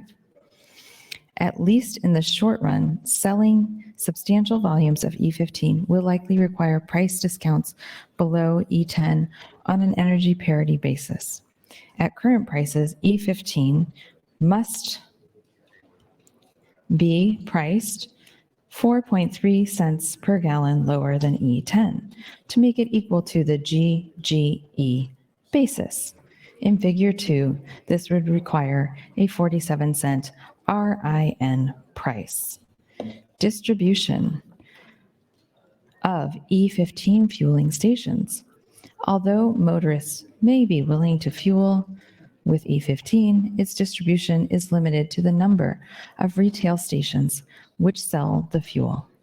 Many fuel stations do not have equipment, pumps, distribution lines, tanks, rated for E15. In the short run, constraints on the distribution of E15 would limit its long run distribution of E15 will increase. Oh, sorry, that didn't make sense. Distribution of E15 would limit its distribution and hence its consumption of E15. If E15 were granted an RFP waiver, in the long run, distribution of E15 will increase only if fuel distributors have the incentive to upgrade their equipment to sell E15, i.e., only if fuel station owners foresee a large potential market for the fuel. If RIN prices are capped at 10 cents a gallon, there will be little incentive to increase offering of E15 because its price will be nearly the same as E10. See Figure 2. Okay, waivers, RIN price caps. How much time do I have left?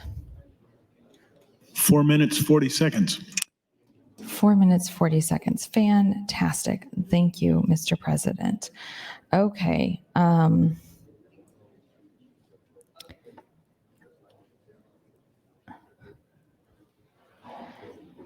Let me think. Okay. The trade-offs between allowing an RVP waiver for E15 and setting a price cap for RINs are by now hopefully clear. As E15 RVP waiver will increase the fuel's availability throughout the year. However, demand for the fuel and the incentive to invest in retail distribution capacity will depend on its price relative to E10, which is directly related to RIN prices. If Congress or the EPA cap RIN prices, they also cap the discount for E15. In this section, we discuss the required RIN prices to achieve various E15 to E10 discounts. We then discuss how markets adjust to offering E15 under different assumptions about the implementation of the RFS waivers and the feasibility of expanding E15 sales, E15 to E10 discounts, and RIN prices. A motorist who cares about the cost per mile will require 1.75% E15 discount relative to E10. The Table 1A presents the RIN price needed to meet this discount as a function of gasoline and ethanol prices. The calculations assume a 75-cent per gallon wholesale to retail markup. For example, with today's prices, a 47-cent RIN price is necessary for E15 prices to be equivalent to E10 on a cost per mile basis. When wholesale ethanol prices are low relative to gasoline, E15 prices will already be below energy parity with E10 because of its higher ethanol content. However, higher relative ethanol costs require higher RIN prices to make E15 competition with E10. Competitive. The gray cells highlight scenarios that require a RIN price greater than 10 cents per RIN to achieve energy parity. And the orange cells highlight scenarios that require a RIN price greater than 20 cents per RIN. It seems likely that increased market preparation of E15 will require E15 to be priced even lower than energy parity.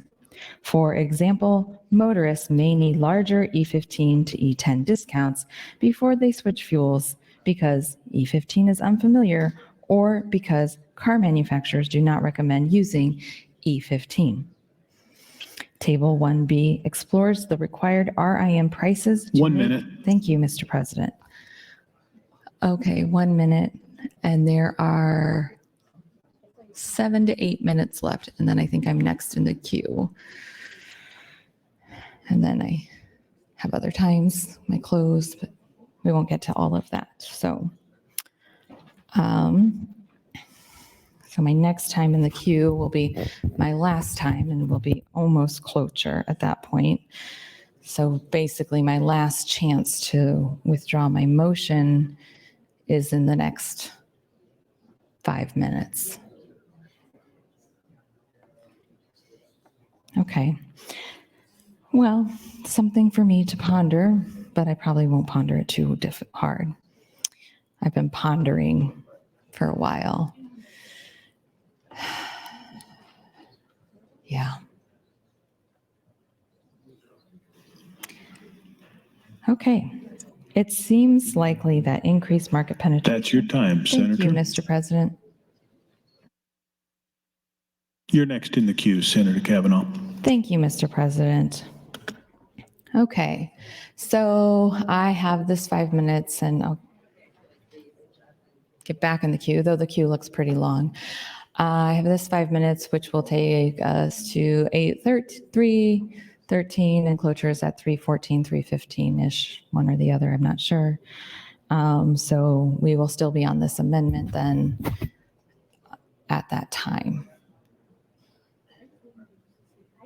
Okay. Well, we are where we are, and there's nothing to be done about it, apparently. We could do something about it. We choose not to do something about it. So we are where we are. It seems likely that increased market penetration E15 will require E15 to be priced even lower than energy parity. For example, motorists may need larger E15 to E10 discounts before they switch fuels because E15 is unfamiliar, or because car manufacturers do not recommend using E15. Table 1B explores the required RIN prices to make E15 5% cheaper than E10 at the same wholesale gasoline and ethanol prices as in Table 1A. The required RIN prices are much larger than those in Table 1A because the difference in ethanol content between E10 and E15 is small. Thus, consumers' reluctance to purchase E15 would require much higher RIN prices. Okay, well, market impacts of an RVP waiver. All E10 fuel is converted to E15. We begin with a relatively extreme case by considering the scenario where E15 becomes the default fuel offered by all stations. The scenario naturally ignores all distribution and vehicle technical constraints to using E15, and therefore is most relevant in the long run. Nonetheless, the scenario is useful in establishing the maximum impact of an E15 RVP waiver. Consumption of retail gasoline in 2017 was around 143 billion gallons, of which 14.4 billion gallons, or 10.08%, was ethanol. On a per gallon basis, ethanol is currently less expensive than gasoline. Suppose that this would remain true under an RVP waiver for E15, and that the industry faces no production constraints. In this case, total ethanol consumption would increase to 21.4 billion gallons, substantially more than the 15.84 billion gallons of ethanol produced in 2017. Thus, this is unrealistic scenario, an RVP waiver, and E15 adoption nationwide could substantially increase ethanol use in the United States. The conversion of E10 to E11 would be more realistic proposal, as it would likely not be effective by the same technical constraints as E15. Based on gasoline sales of 143 billion gallons in 2017, ethanol volumes with nationwide adoption of E11 would be about 15.7 billion gallons. This policy would drive the price of RINs down near zero. 1 minute. Thank you, Mr. President. Reduce sales of E85 near zero and eliminate almost all U.S. exports of ethanol. We only have a couple minutes left on this bill. My motion is up there. I'm not going to withdraw it because no one has given me a good reason to withdraw it. So we won't get to the amendment on this round, and it could probably be refiled on select. I guess we'll see what happens then. If nobody is going to play nice, I'm not going to play nice. So that's where we're at, apparently. No one here has the backbone to stand up and be people of their word. Really lacking a great deal of integrity in this place today. That's your time, Unfortunate. Senator. Thank you, Mr. President. Thank you, Senator Kavanaugh. Senator McKinney, you're recognized to speak.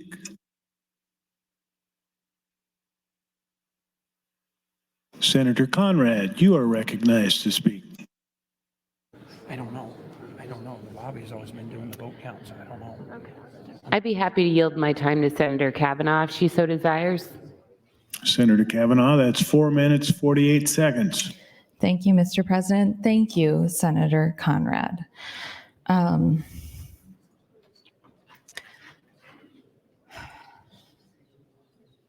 Yeah, it's hard. It's hard. It's hard when you're trying to like teach your kids about, being truthful, good citizens, good friend, good sibling. It's hard to be, as a parent, to be trying to instill these values into my children while also being in here a place that seems to not value values, a place that prioritizes absolute pettiness above anything else, above achieving anything productive. That is what is valued in this chamber, and it is sad to see. It is sad to see. I don't relish doing damage to anyone's bill. I don't relish it. But this body needs to conduct itself better. People need to have integrity and stand up for something that they just don't or won't. They can. I've had so many people ask me things and then say, well, yeah, I could have done that. Yeah, you could have. You could have voted the way that you believed. You could have stood up and been a voice for reason. Yeah, you could have. Yeah, you could have. But you chose not to. So we are where we are. And it is unfortunate.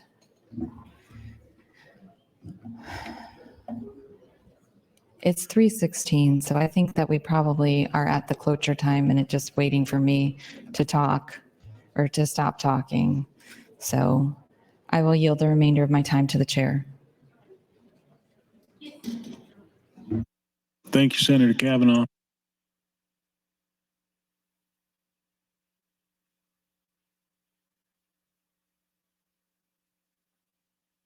Mr. Clerk, you have a motion on the desk. I do, Mr. President. Senator Dorn would move to invoke cloture on LB 562 pursuant to Rule 7, Section 10. Senator Dorn, for what purpose do you rise? I would like a call of the House and roll call vote. There has been a request to place the House under call. The request was for a reverse order, roll call, and the question is, shall the House go under call, Mr. Clerk? machine vote for the call of the House. All those in favor say aye. All those opposed say nay.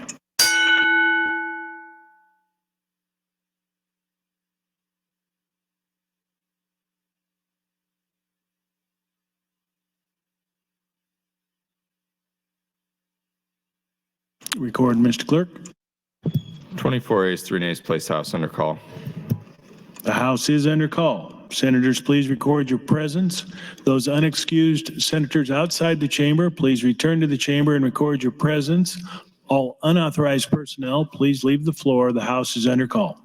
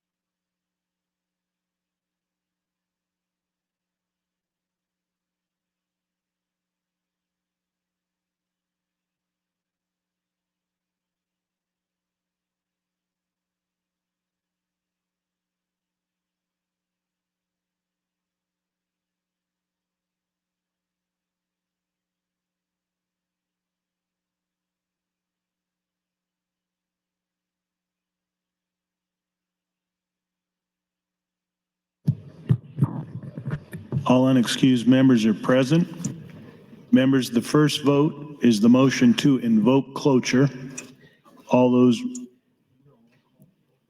and roll call vote requested, reverse order. Mr. Clerk. Senator Wishart, voting yes. Senator Wayne, not voting. Senator Walls, voting yes. Senator Von Gillern, voting yes. Senator Vargas, Senator Slama, voting yes. Senator Sanders, voting yes. Senator Reapy, not voting. Senator Raybold, Senator Merman, voting yes. Senator Mosier, voting yes. Senator McKinney, not voting. Senator McDonald, voting yes. Senator Lowe, voting yes. Senator Lippincott, voting yes. Senator Linehan, voting yes. Senator Kauth, voting yes. Senator Jacobson, voting yes. Senator Ibach, voting yes. Senator Hunt, not voting. Senator Hughes, voting yes. Senator Holdcroft, voting yes. Senator Hardin, voting yes. Senator Hansen, not voting. Senator Holleran, voting yes. Senator Frederickson, voting yes. Senator Erdman, voting yes. Senator Dungan, voting yes. Senator Dover,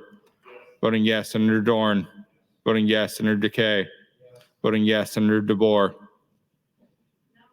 not voting. Senator Day, voting yes. Senator Conrad, voting yes. Senator Clements, voting yes. Senator Michaela Kavanaugh, not voting. Senator John Kavanaugh, not voting. Senator Breezy, voting yes. Senator Brewer, voting yes. Senator Brandt, voting yes. Senator Bostelman, voting yes. Senator Bostar, voting yes. Senator Boston, voting yes. Senator Blood, voting yes. Senator Ballard, voting yes. Senator Armendariz, Senator Arch, not voting. Senator Albright, voting yes. Senator Aguilar, voting yes. Vote is 37 ayes, no nays, Mr. President, on the motion to vote cloture. Cloture is invoked. The next vote is on the motion to reconsider. There's a request for roll call vote. Senator Aguilar, voting no. Senator Albright, voting no. Senator Arch, voting no. Senator Armendariz, Senator Ballard, voting no. Senator Blood, voting no. Senator Boston, voting no. Senator Bostar, voting no. Senator Bostelman, voting no. Senator Brandt, voting no. Senator Brewer, voting no. Senator Breezy, voting no. Senator John Kavanaugh, voting no. Senator Michaela Kavanaugh, not voting. Senator Clements, voting no. Senator Conrad, voting no. Senator Day, not voting. Senator DeBoer, voting no. Senator Decay, voting no. Senator Dorn, voting no. Senator Dover, voting no. Senator Dungan, voting no. Senator Erdman, voting no. Senator Frederickson, voting no. Senator Holleran, voting no. Senator Hansen, voting no. Senator Hardin, voting no. Senator Holdcroft, voting no. Senator Hughes, voting no. Senator Hunt, voting yes. Senator Ibach, voting no. Senator Jacobson, voting no. Senator Kauth, voting no. Senator Linehan, voting no. Senator Lippincott, voting no. Senator Lowe, voting no. Senator McDonald, voting no. Senator McKinney, voting no. Senator Mosier, voting no. Senator Merman, voting no. Senator Raybold, Senator Reapy, voting no. Senator Sanders, voting no. Senator Slama, voting no. Senator Vargas, Senator Von Gillern, voting no. Senator Walls, voting no. Senator Wayne, voting no. Senator Wishart, voting no. Vote is 1A, 42 nays, Mr. President, on the reconsideration. The motion to reconsider fails.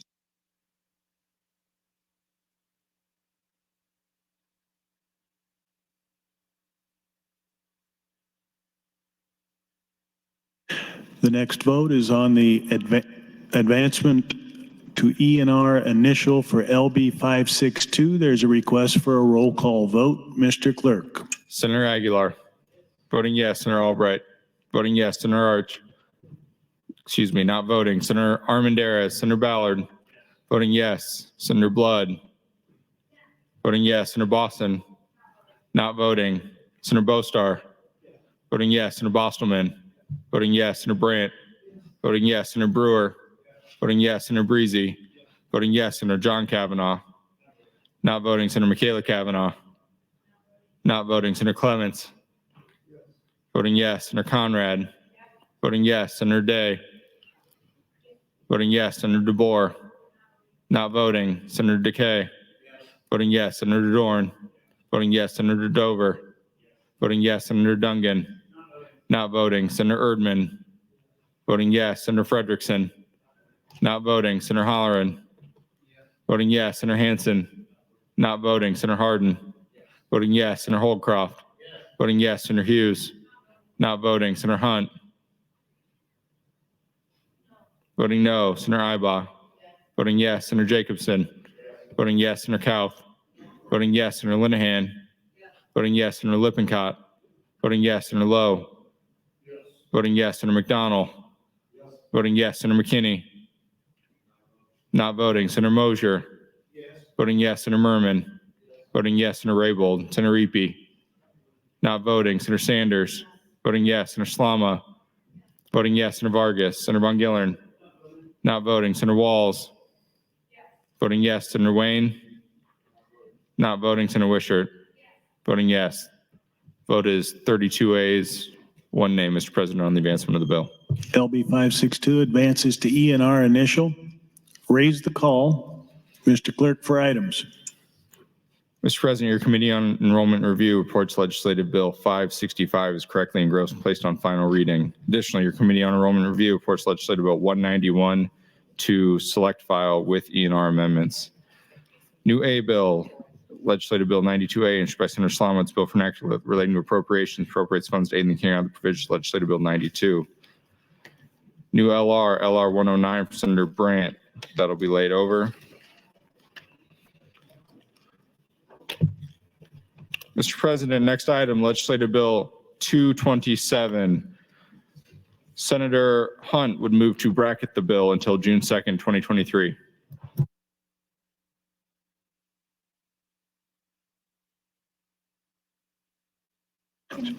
Senator Hunt, you're recognized to speak. Thank you, Mr. President. Good afternoon, colleagues. I rise supportive of the concepts behind LB 227. On select file, a lot is riding on this bill, as we know, because we'd like to get Senator Day's bill to prohibit the cliff effect on SNAP to be attached to this bill. This is a bill that we know has the support. It has more than 30 supporters, and many wonderful points have been made around SNAP about the importance of responsibility and accountability. And I wanted to talk a little bit about what it's like to experience the cliff effect and struggle to get out of the cycle that leads people to get on SNAP in the first place.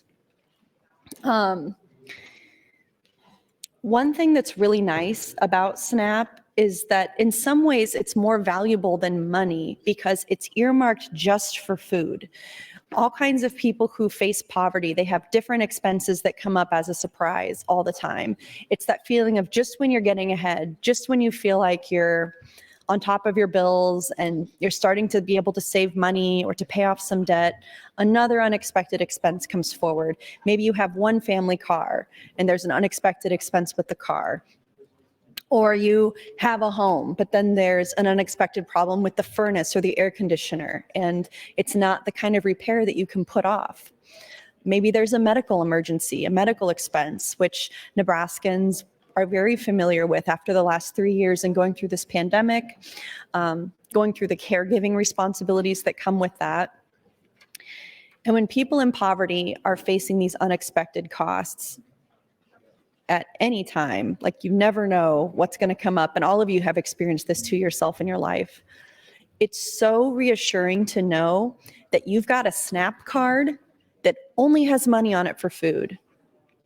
So you can use that, $200 that you've saved, or the $75 that you've saved, or the $1,000 you've saved for that unexpected expense, for the car repair, for the medical bill, what have you. And you know that that's not going to cut into your food budget. And that's one thing that is so wonderful about when you're struggling, just knowing that you have the security of food assistance. I think that for a lot of people who I've spoken to, that ends up being kind of the main source of security that they really have, because they know no matter what unexpected expenses come up, they're not going to have to pull out of their food budget to cover that kind of thing. This is about dignity, colleagues. You know, I've often said before that I believe lawmakers should have to go through the process of applying for benefits before they vote for them or against them, so they actually know what the process is that Nebraskans have to go through. So they know practically what it's really like to have to be in compliance for SNAP and be able to fill out those forms. And it's about dignity. I would encourage you to support that. And I'd like to pull my motion, Mr. President. The motion is withdrawn. Mr. Clerk, next item.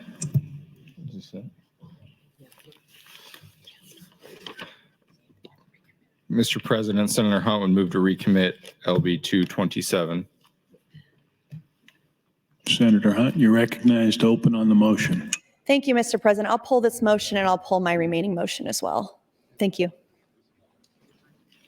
Those are withdrawn. Mr. Clerk. Mr. President, I have MO 395 from Senator Hunt with a note she wishes to withdraw. In that case, Mr. President, Senator Ben Hansen, AM 1455, with a note that he would withdraw and substitute AM 1497. No objections, so ordered. No objections, so ordered. Senator Hansen to open. Senator Hansen to open on the amendment. Thank you, Mr. President. So this is this amendment 1497 includes 4 other bills that we'll be attaching to the committee priority bill. First one is LB 261, it's Senator Reepe's bill, and it changes provisions relating to the Funeral Directing and Embalming Act. The requirements of completing a split apprenticeship are changed to allow the apprentice license to be completed while attending a school of mortuary science. Current requirements involving course of study, examination, and completion of apprenticeship remain unchanged. LB 261 was advanced to general file with 6 A's and 1 present not voting, and there's no fiscal impact.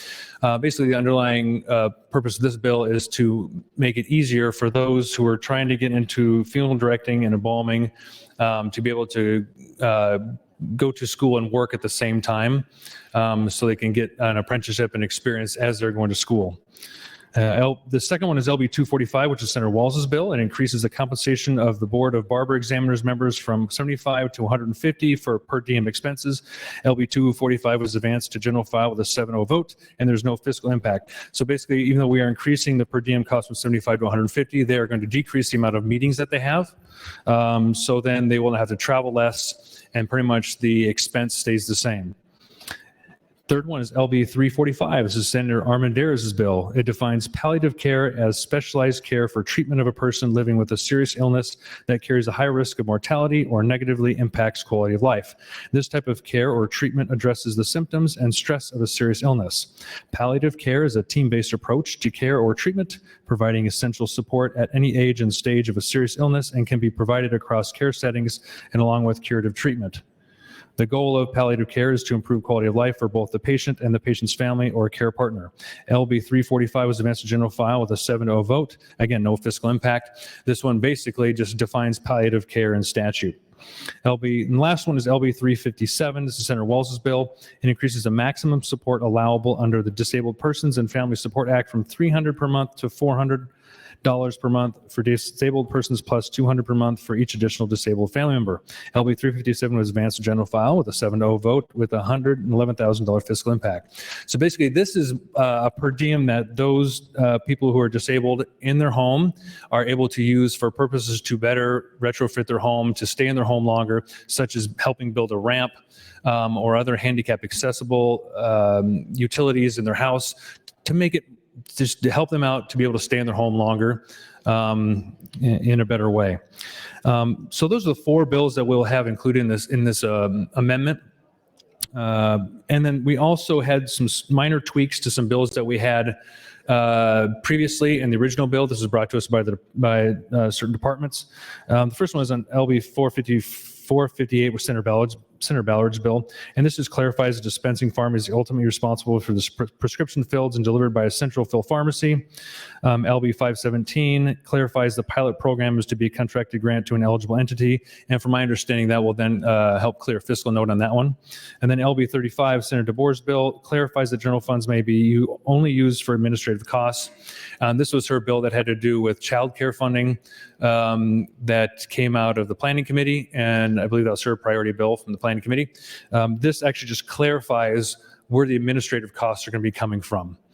So that way we're making sure that general funds are not being used for the entire program as opposed to federal funds in case something happens with that. So in essence, I will encourage anybody, any senators who have bills attached in this amendment, they can get up and speak if they wish, or if anybody likes to ask them any questions, they can as well. So with that, I will yield the rest of my time back to the president. Thank you. Mr. Clerk, for a correction. Mr. President, inadvertently left off ENR amendments. Mr. President, LB 227, first of all, there are ENR amendments, Mr. President.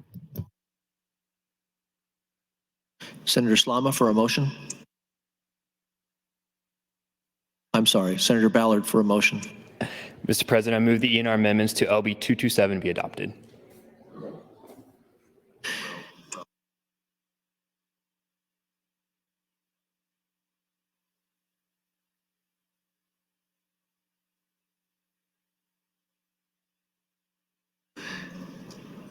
See no one in the queue. Senator Hansen, you are recognized to close on your amendment. Senator Hansen waives close. The motion before the body is the adoption of AM 1497. All those in favor vote aye. Opposed, nay.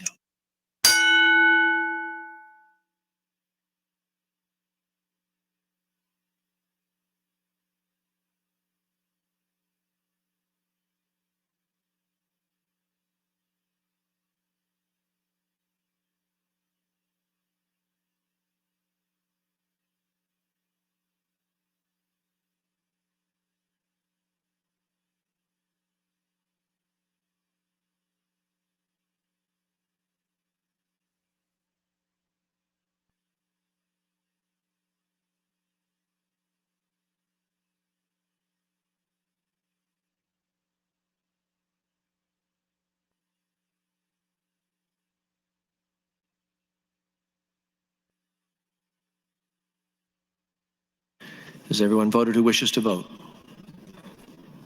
Mr. Clerk, please record. 32 ayes, no nays on adoption of the amendment.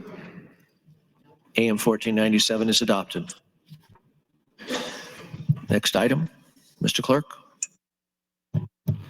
Mr. President, Senator Day has FA 67. She would withdraw and substitute AM 1488. Without objection, so ordered. Senator Day, to open on your floor amendment. Thank you, Mr. President. Floor Amendment 67 would amend an adjusted version of LB 84 to LB 227. This would extend the sunset by 2 years on the 2021 SNAP eligibility change, which increased SNAP's gross income eligibility limit by moving it from 130% to 165% of the federal poverty level. For reference, 165% of the federal poverty level would be about $38,000 per year for a family of 3. This increase has meant annually an additional 4,500 families comprising 10,000 Nebraskans have had access to SNAP benefits. Originally, LB 84 would have permanently changed eligibility to this higher level, but after working with the committee and Chairman Hansen, there was broad agreement around changing the bill to instead push the sunset date back 2 years to 2025. This date was chosen because HHS has indicated that they can absorb the cost of the bill within this time frame, and it's expected that the revised fiscal note on the amendment will show no fiscal impact.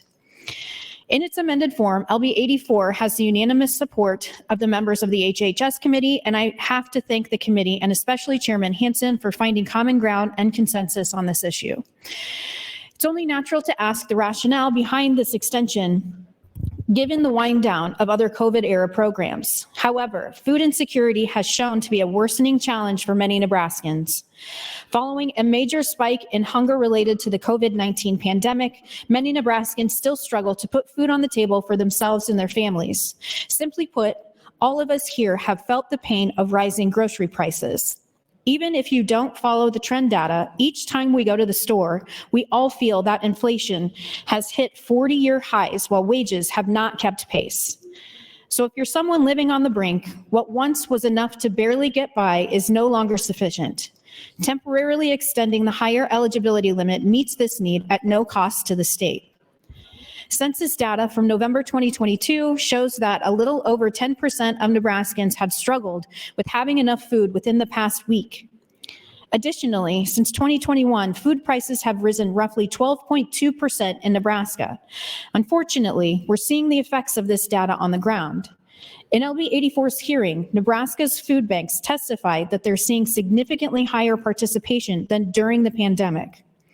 Given that SNAP provides 9 meals for every 1 meal provided by the food bank, scaling back this eligibility increase at this particular moment would swamp our state's food banks. Now is not the time to scale back eligibility for those specifically that fall into this category of those who are working but still barely getting by. Pushing the sunset back 2 years also makes economic sense. And purely as a fiscal proposition, SNAP is a uniquely good deal for all Nebraskans.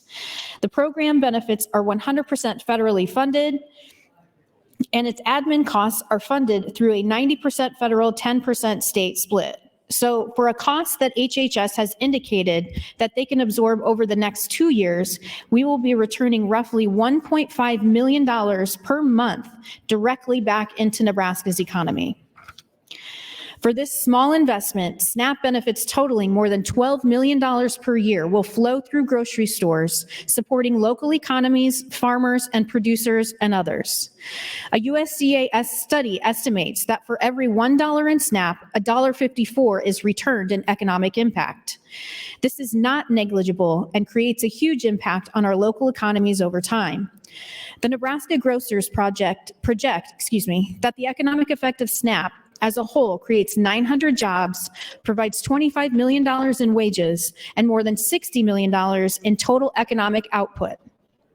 At a time where we're seeing many of our urban and rural communities lose their grocery stores, now is not the time to set them back further. Furthermore, with strict liquid asset limits and an average duration of only 9 months on the program per participant, SNAP is a program that we know is going toward people who are down on their luck and just need temporary help while they get back on their feet. This amendment is about getting people through a very difficult moment in time, not about creating a new permanent baseline. FA 67 extends the previous eligibility increase in a way that creates no fiscal impact and allows us to continue to take advantage of a window where HHS has indicated that they will be able to absorb the increased administrative costs.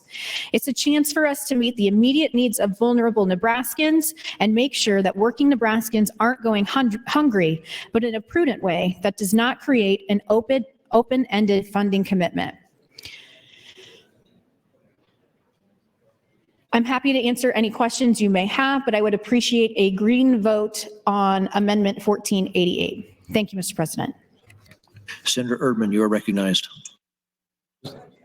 Thank you, Mr. President. I appreciate that. I was wondering if Senator Day would yield a couple questions. Senator Day, will you yield? Yes. Senator Day, I think a couple of years ago, Senator McAllister had this bill that increased it from 130 to 165. Do you understand or remember that? Yes, I was here. Okay. So he raised it from 130 to 165. In your comments, you said a family of 3, 165 would be 38,000. Is that what you said? Roughly, yes. Do you know what it would be for a family of 4? I'm not sure of the exact number, but I'd be happy to get it for you. Okay. Or just a couple? You know what that number might be? I don't have the exact number, but I'd be happy to get it for you. Okay. So in the original fiscal note, I think this was LB 84. Is that correct? Yep. When I looked at that originally, it was like 500,000 from the general fund and then 500,000 from federal funds.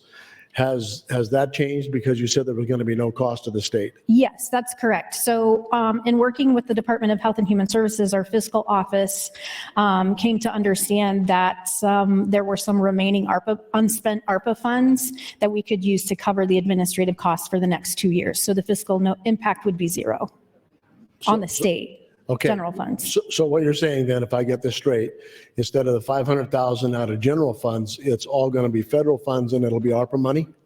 It will be ARPA, it'll be the ARPA funds that we were given a couple of years ago. Okay. And then the other portion will come from federal Okay. funds. And I also read, I think it sunsets like October 1st of 25, is that right? Yes, that's correct. Okay, so what's going to happen in 25 when that sunsets?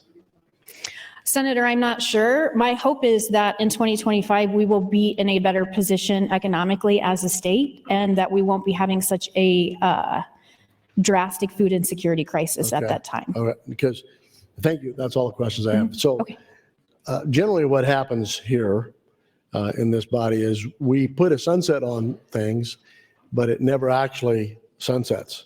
And so I just want you to be aware when you're voting for this, you're not just voting for it until 25, you're voting for it going on forever. That's how it works. And Senator Day had made a comment about every dollar spent on SNAP is $1.50 for an economic advantage. That's a kind of an unusual way to look at redistribution of wealth because those tax dollars were already in somebody's pocket at one time, and we take them from that pocket and put it in somebody else's, and we call it economic advantage. I don't agree with that. It doesn't make sense to me. You're not generating anything new. You're taking funds that were once in someone's pocket and giving it to someone else. I don't know if we call it economic advantage. This may very well be a good bill that needs to pass, but saying it's an economic advantage is a stretch. Thank you.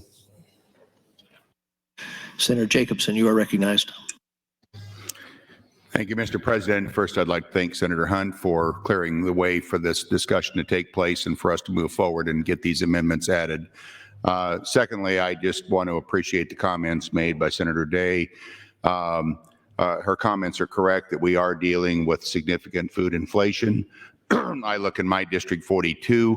I look at the high degree of free and reduced lunch students. I understand that this is a real issue in my district and really across rural Nebraska. And this is a real need. And I was elected to represent all my constituents. And I believe that given the dollars are here from ARPA funds, this is federal money that came here. There's dollars available for the next 2 years. So I'm going to be supportive of this bill and this amendment to move this another 2 years down the road. We'll take a look in 2 years and see where the world's at that time and go from there. But at this point, I think it does make sense, and I'm willing to support the amendment and support the underlying bill. Thank you, Mr. President. Seeing no one left in the queue, Senator Day, you're welcome to close on your amendment. Senator Day waives close. The motion before us is the adoption of AM 1488. All those in favor vote aye. All those opposed vote nay.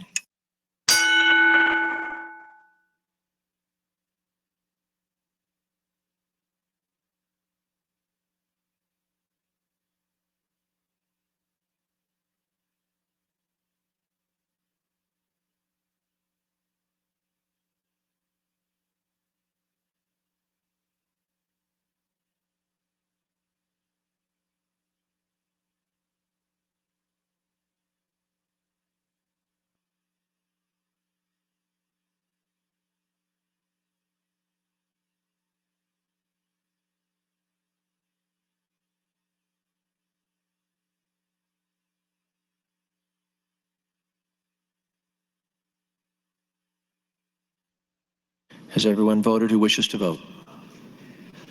Mr. Clerk, please record. 27 ayes, 3 nays on adoption of the amendment. AM 1488 is adopted.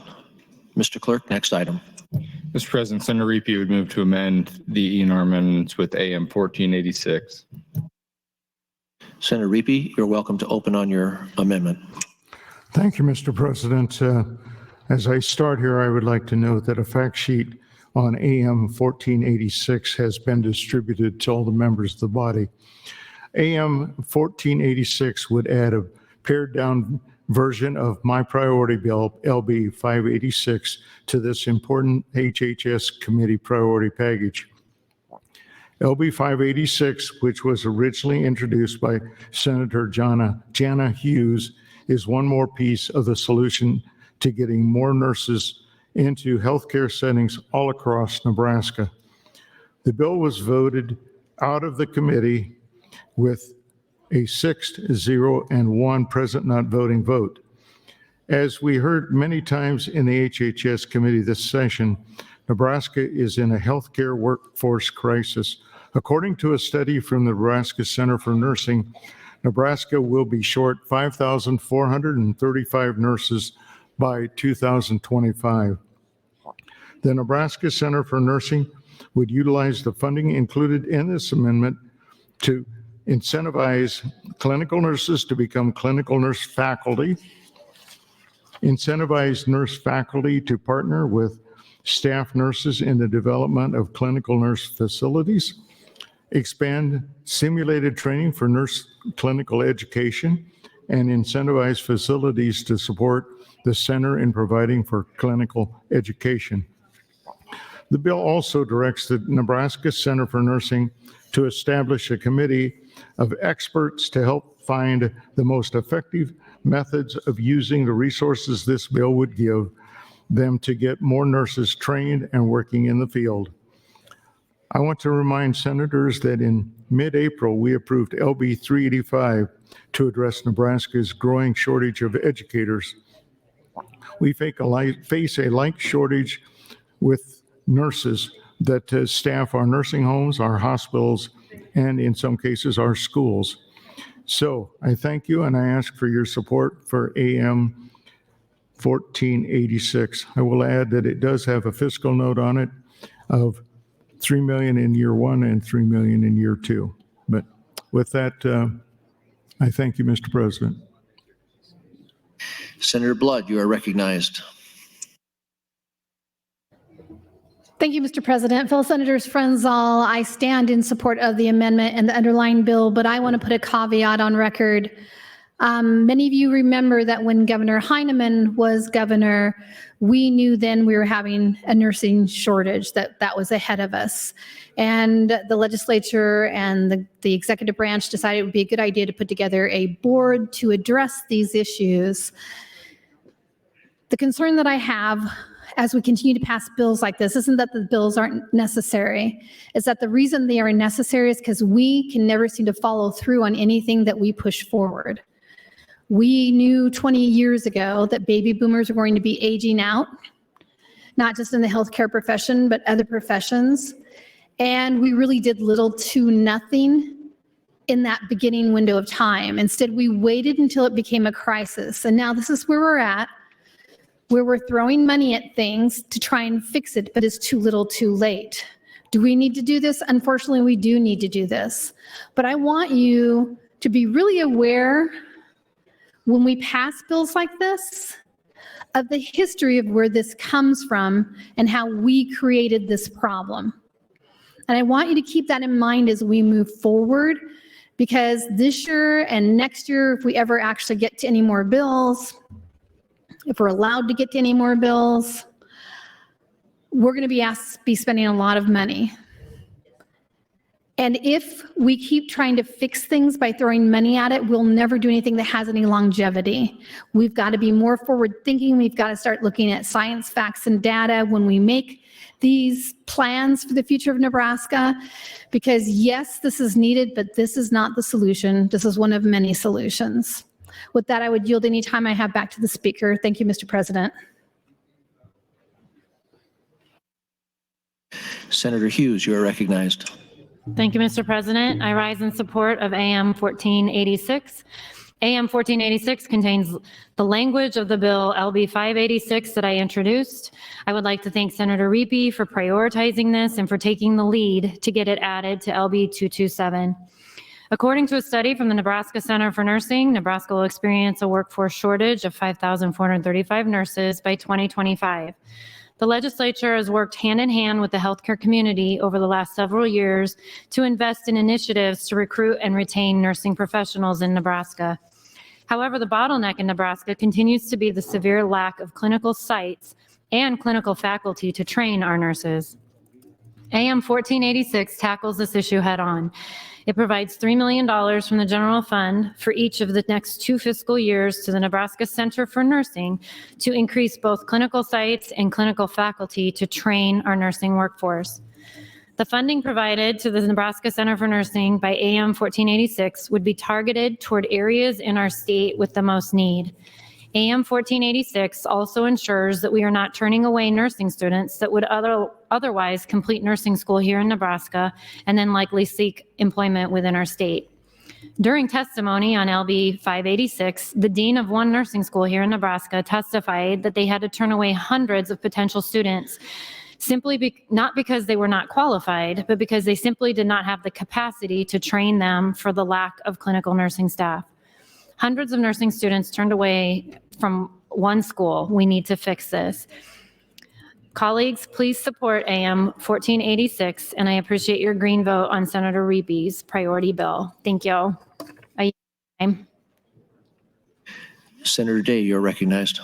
Thank you, Mr. President. I rise in support of AM 1486. I just wanted to correct something. I misspoke when I was on the mic a few minutes ago talking about my amendment on SNAP.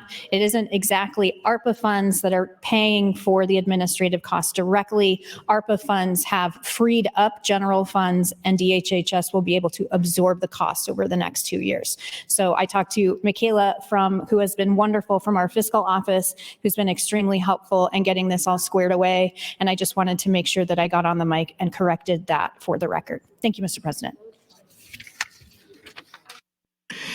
Seeing no one left in the queue, Senator Reepe, you're welcome to close on AM 1486. Senator Reepe waives close. Colleagues, the motion before the body is the adoption of AM 1486 to LB 227. All those in favor vote aye, opposed nay.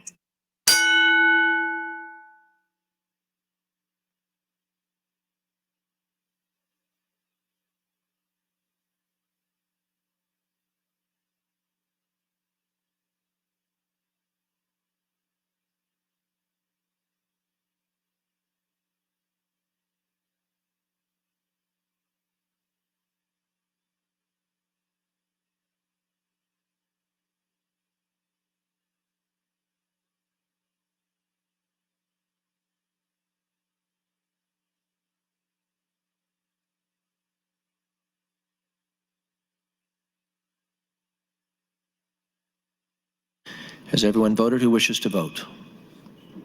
Mr. Clerk?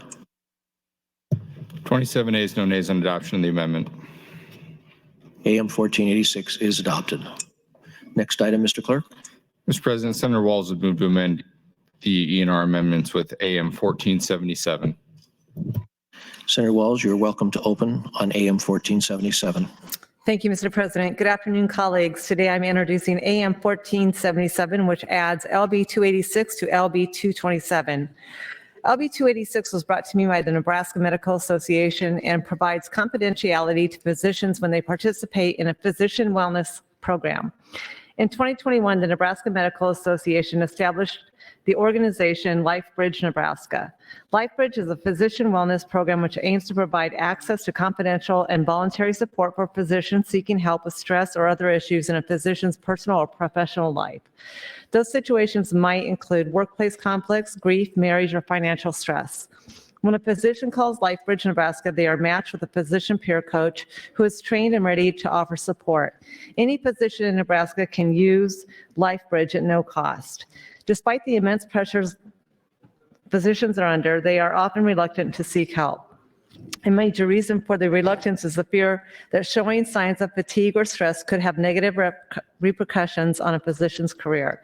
These concerns are real. Physicians, along with other credential holders under the Uniform Credentialing Act, have mandatory reporting obligations. If a physician's peers become aware that a physician has acted unprofessionally, negligently, incompetently, or violated other regulatory provisions of the profession, they have a duty to report licensure at DHHS, which could result in investigation or disciplinary action by the Board of Medicine. While symptoms of workplace fatigue are not likely to rise to the criteria of reportable conduct, this fear is a very real barrier to physicians seeking support when dealing with stress and burnout. LB 286 provides confidentiality protections around Nebraska's physician wellness program with the following provisions. First, it provides that an individual's participation in a physician wellness program is confidential and not subject to discovery, subpoena, or reporting requirement to DHHS unless there is a danger to the public health and safety by the individual's continued practice of medicine. Secondly, individuals would not be required to disclose their participation in the program to any third party as a condition of employment, credentialing, payment, licensure, compliance, or other requirements. These changes will create a safe space through which physicians can seek and obtain confidential care in ways that will not have a detrimental impact on their careers. A number of other states have passed safe haven legislation to protect the confidentiality of their physician wellness programs, including South Dakota, Indiana, Virginia, and Delaware. LB 286 is modeled after legislation passed in those states. Nebraska needs its physicians, especially as we look at rural areas where access to care is increasingly difficult. LB 286 is a small change that would keep physicians healthy, productive, and practicing here in Nebraska where we need them. With that, I would ask for your yes vote on AM 1477. Thank you, Mr. President. That was all. Seeing no one in the queue, Senator Walls, you're welcome to close on your amendment. Senator Walls waives close. Colleagues, the question before the body is the adoption of AM 1477 to LB 227. All those in favor vote aye. Opposed, nay.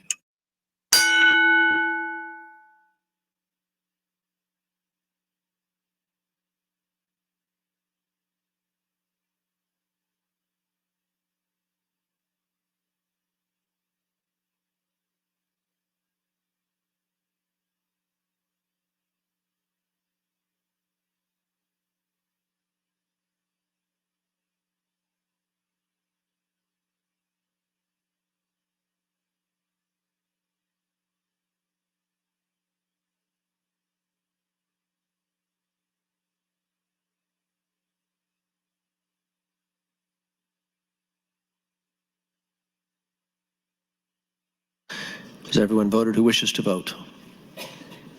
Mr. Clerk? 29 ayes, no nays on adoption of AM 1477.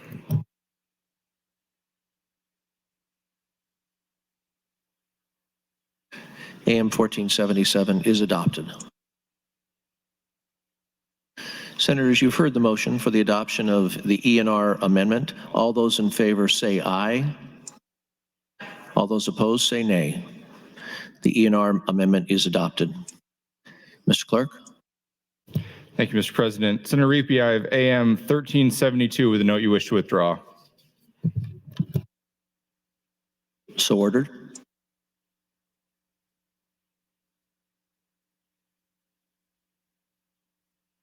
Senator Ballard for a motion.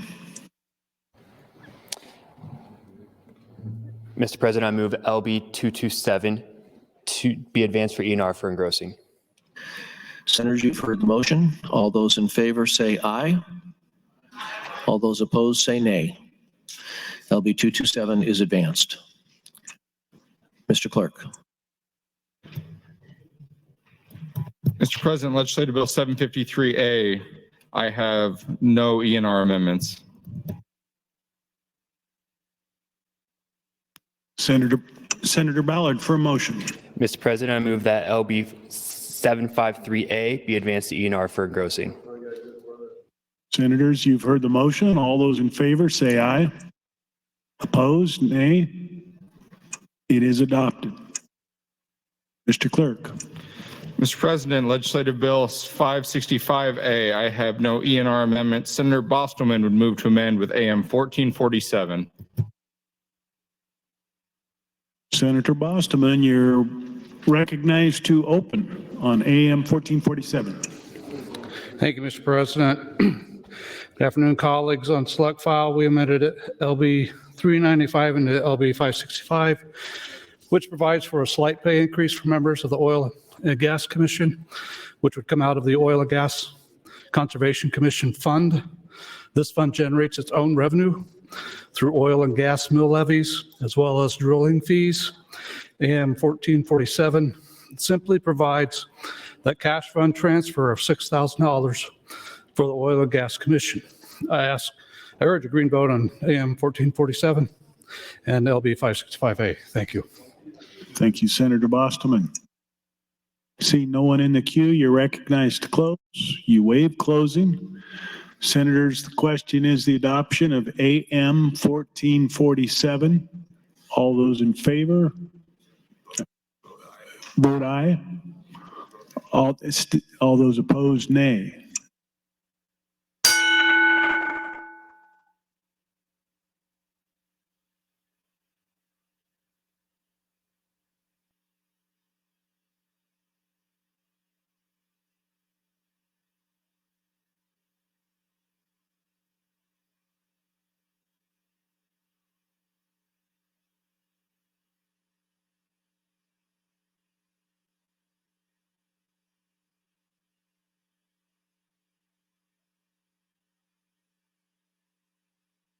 Record, Mr. Clerk. 31 ayes, no nays on adoption of the amendment. AM 1447 is adopted. Mr. Clerk, next item. I have nothing further on the bill, Mr. President. Senator Ballard for a motion. Mr. President, I move that LB 565A be advanced to ENR for engrossing. You've heard the motion. All those in favor say aye. Those opposed, nay. It is advanced. Mr. Clerk, next item. Mr. President, Legislative Bill 138A, introduced by Senator Boston. It's bill for an act relating to appropriations, appropriates funds to aid in the carrying out of the provisions of Legislative Bill 138. Bill was read for the first time on April 18th of this year and placed directly on general file.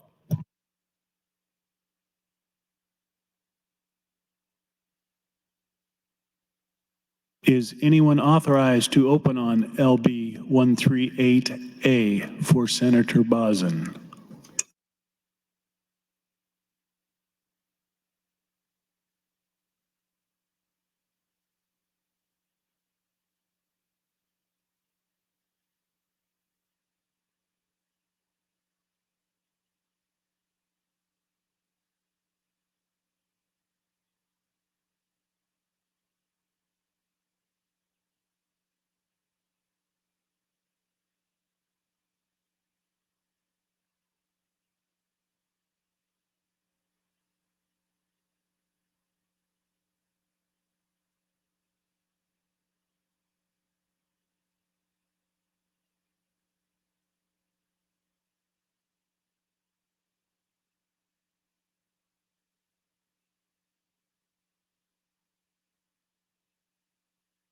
Senator Mosier, as chair of the committee, you're recognized to open.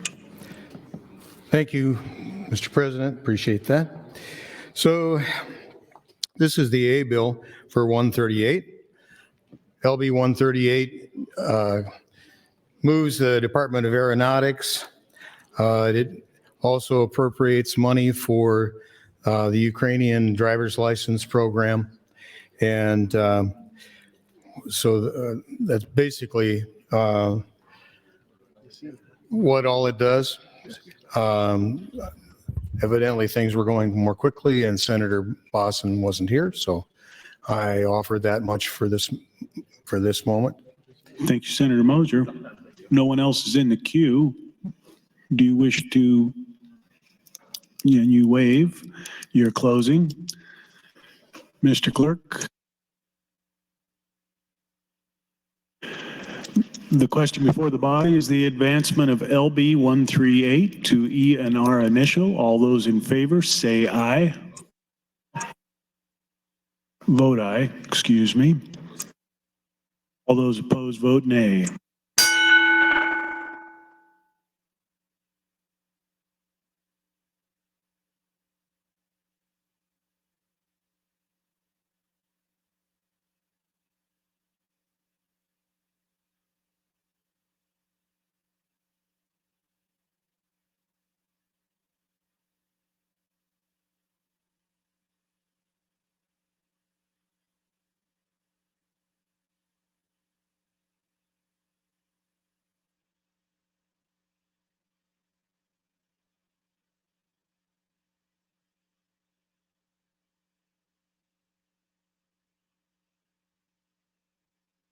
Record, Mr. Clerk. 31 ayes, no nays on advancement of the bill. LB 138 advances to ENR initial. Mr. Clerk. Mr. President, some items quickly if I can. Amendment to be printed, floor amendment 68 to LB 562 from Senator Dorn. Legislative bill, next item on the agenda, Mr. President, Legislative Bill 243A, introduced by Senator Breezy. It's a bill for an act relating to appropriations, appropriates funds to aid in the carrying out of the provisions of Legislative Bill 243 and declares an emergency. The bill was read for the first time on April 20 of this year and placed directly on general file. Senator Breezy, you're recognized to open. Thank you, Mr. President. Good afternoon, colleagues. I rise to present LB 243A. LB 243A is introduced to implement the provisions of LB 243, which is the property tax component to the comprehensive package of income tax, property tax, and education funding reform that we advanced from general file to select file. We advanced LB 243 to select file on April 13th with 37 positive votes. I would ask for your support of LB 243A. Thank you, Mr. President. Thank you, Senator Breezy. Seeing no one else in the queue, you're recognized to close and waive closing. Senators, the question is the advancement of LB 243A to ENR initial. All those in favor, vote aye. All those opposed, vote nay.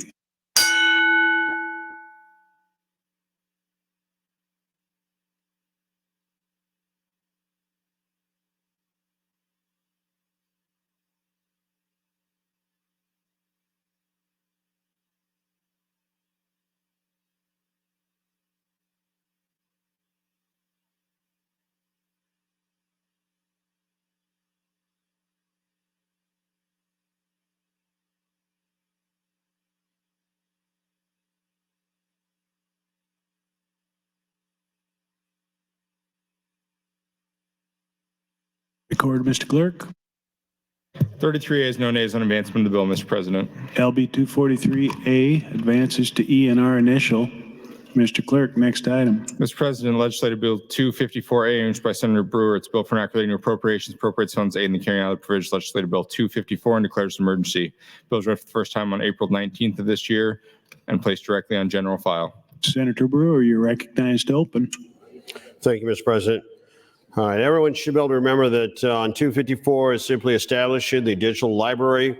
So these funds will be the necessary resources to establish the library, maintain the library. Again, this belongs to the Executive Board of the Legislative Council and will be administered by the Clerk of the Legislature. With that, I'd ask for your support on LB 254A. Thank you, Mr. President. Thank you, Senator Brewer. Seeing no one else in the queue, you are recognized to close and waive closing.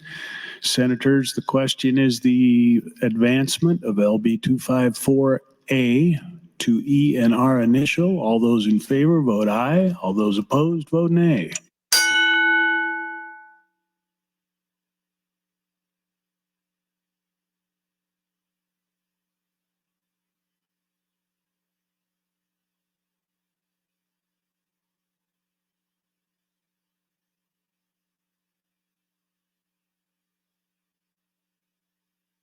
Record, Mr. Clerk. 34 ayes, no nays, Mr. President, on advancement of the bill. LB 254A advances to ENR initial. Mr. Clerk, for items. Mr. President, Legislative Bill 583A, introduced by Senator Sanders, it's a bill for an act relating to appropriations, appropriates funds to aid in the carrying out of the provisions of Legislative Bill 583 and declares an emergency. The bill was read for the first time on January 19th of this year and placed directly on general file. Senator Sanders, you're recognized to open. Thank you and good afternoon, Mr. President and colleagues. Today I'm introducing LB 583A on behalf of Governor Pillen. This is the appropriations bill that partners with LB 583. As a reminder, 583, introduced on behalf of Governor Pillen, is the implementation of his school finance reform and property tax relief package. You may note the numbers of 583A do not match the numbers discussed on 583 during the first round of debate. This is due to a drafting error in AM 970, which was adopted on general file. I won't go too far into the weeds, but to put it simply, there was a wording in the amendment that did not do what we intended it to do, rendering the special education funding increase inoperable. We are currently in the process of drafting amendments to both 583 and the accompanying A bill to address the technical issues. When complete, this amendment will reflect the intent of the proposal discussed on general file. If you do wish to see the current fiscal status of LB 583 as attended, our fiscal analysis was kind enough to include the calculations with the intended effect at the bottom of page 2 of the most recent fiscal note for LB 583. Pages have delivered copies of this most recent fiscal note to each of you at your desk. Meanwhile, I ask you to vote green on LB 583A to advance it forward. Thank you, Mr. President. Thank you, Senator Sanders. Mr. Clerk, for an amendment. Mr. President, Senator Sanders would move to amend LB 583A with AM 1487. Senator Sanders, you're recognized to open on the amendment. We withdraw the amendment. Thank you. It is withdrawn.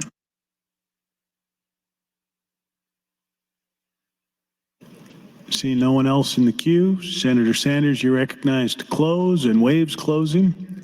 Senators, the question is the advancement of LB 583A to E and R initial. All those in favor vote aye. All those opposed vote nay.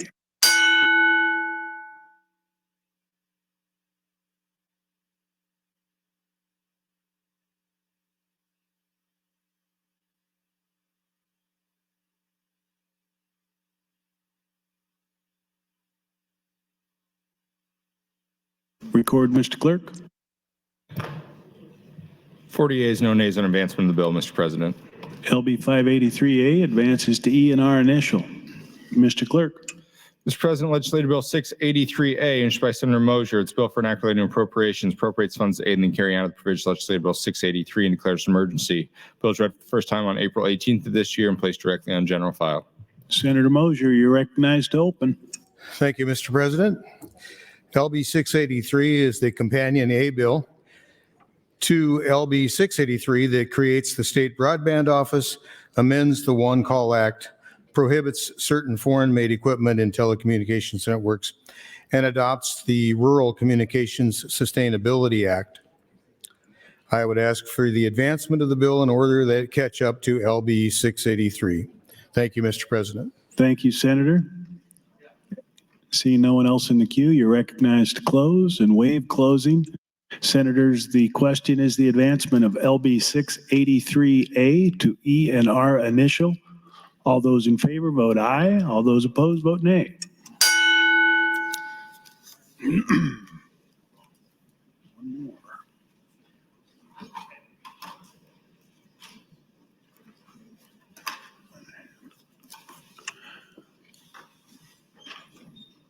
I don't know if Merv wants to vote, I guess. Huh?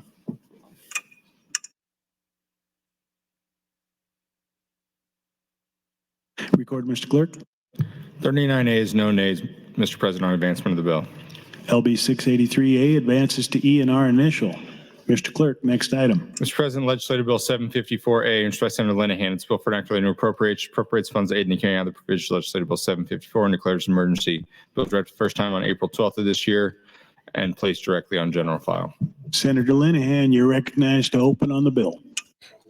Thank you, Mr. President. LB 754A is just the companion bill to LB 754, which was the income tax package.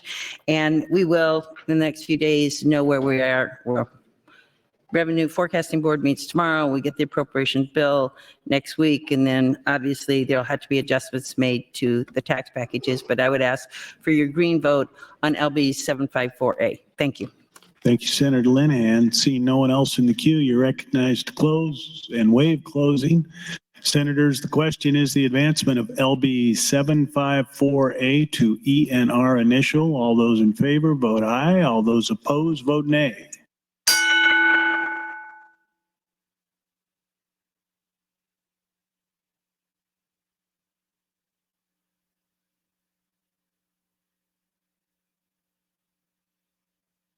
Record, Mr. Clerk.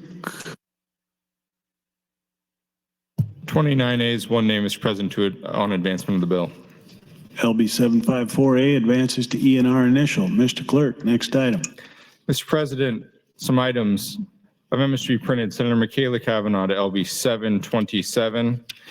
Additionally, new A bill, LB 227A from Senator Hansen. It's a bill for enacting new appropriations, appropriates funds to aid in the carrying out the provisions of Legislative Bill 227 and declares an emergency. Mr. President, in regards to the agenda, Legislative Bill 92, Senator Michaela Kavanaugh, I have notes to withdraw MOs 293, 298, 297, and 296. The motions are withdrawn.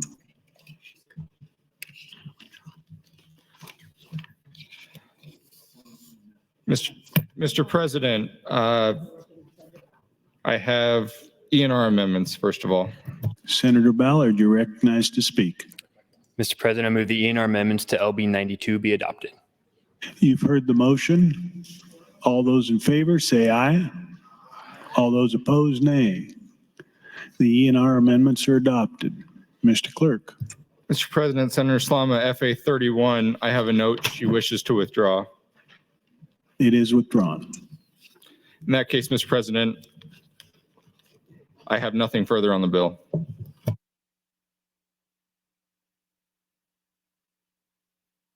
Senator Ballard for a motion.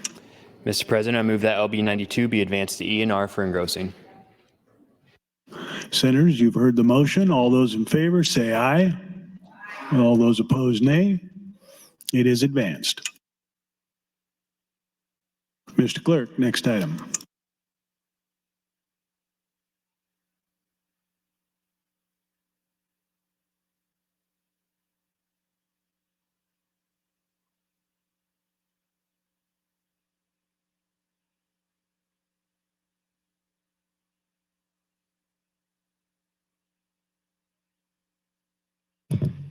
Mr. President, next bill, Legislative Bill 254.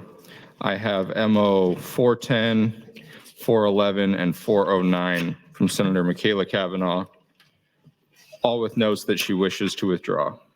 They are withdrawn.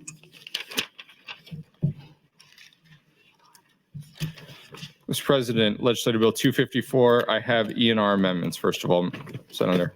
Senator Ballard, you're recognized to speak.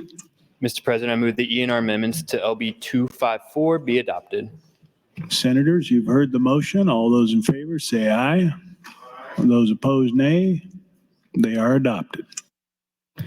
Mr. President, Senator Hunt would move to amend with AM 1460. Senator Hunt, you're recognized to open on the amendment. Thank you, Mr. President. Briefly, colleagues, this is an amendment that we talked about on general file. I would like your support for it. It just requires that closed captioning be required for these videos and that it be in English and Spanish. Thank you, Mr. President.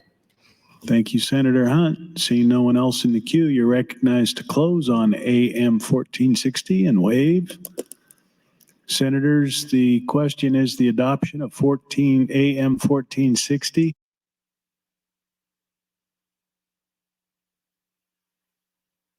All those in favor, vote aye. All those opposed, vote nay.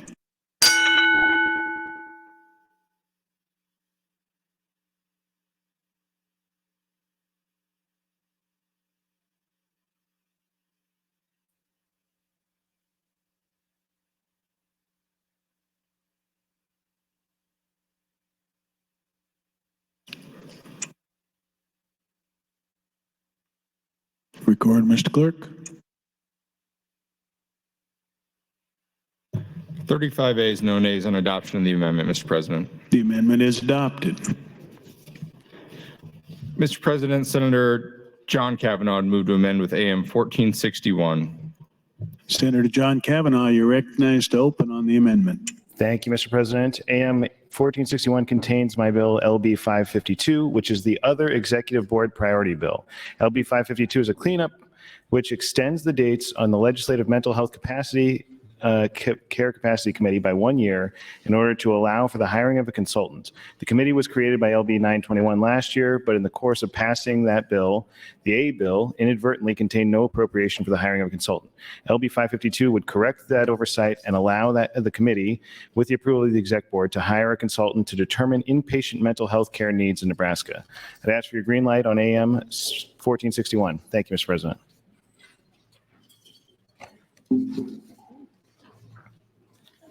Senator Erdman, you're recognized to speak. Thank you, Mr. President. I was wondering if Senator John Kavanaugh yield to a question. Will Senator Kavanaugh yield to a question? Yes. Senator Kavanaugh, share with me what problem we're trying to solve here with this bill.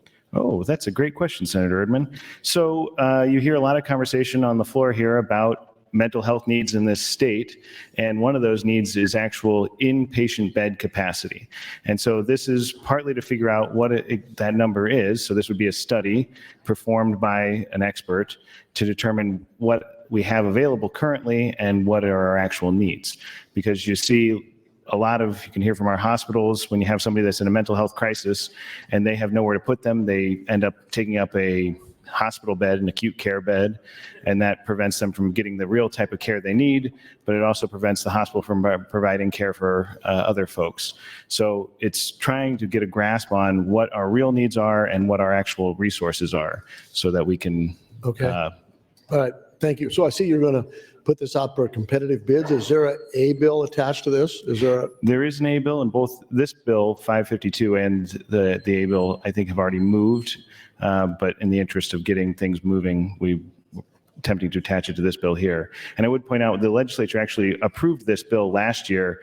It just, we failed to actually appropriate that funds in an oversight last year. So what would be the appropriation set aside for this study? I believe it's $50,000. So would you agree that the study will probably cost $50,000? I'm sorry? Would you agree that if you've appropriated $50,000, whoever's making a bid will put a bid in for $50,000? I think that's possible. Okay, thank you. I think that's probable. All right, thanks for the explanation. Thank you, Senator Erdman. See no one else in the queue. Senator John Kavanaugh, you're recognized to close on the amendment and waive. Senators, the question is the advancement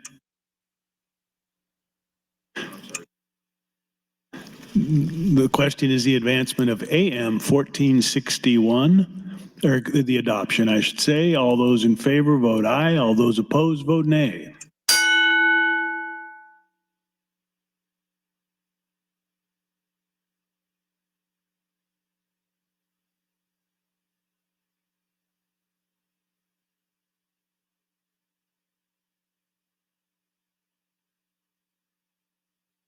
Record, Mr. Clerk. 35 ayes, no nays on adoption of the amendment, Mr. President. AM 1461 is adopted.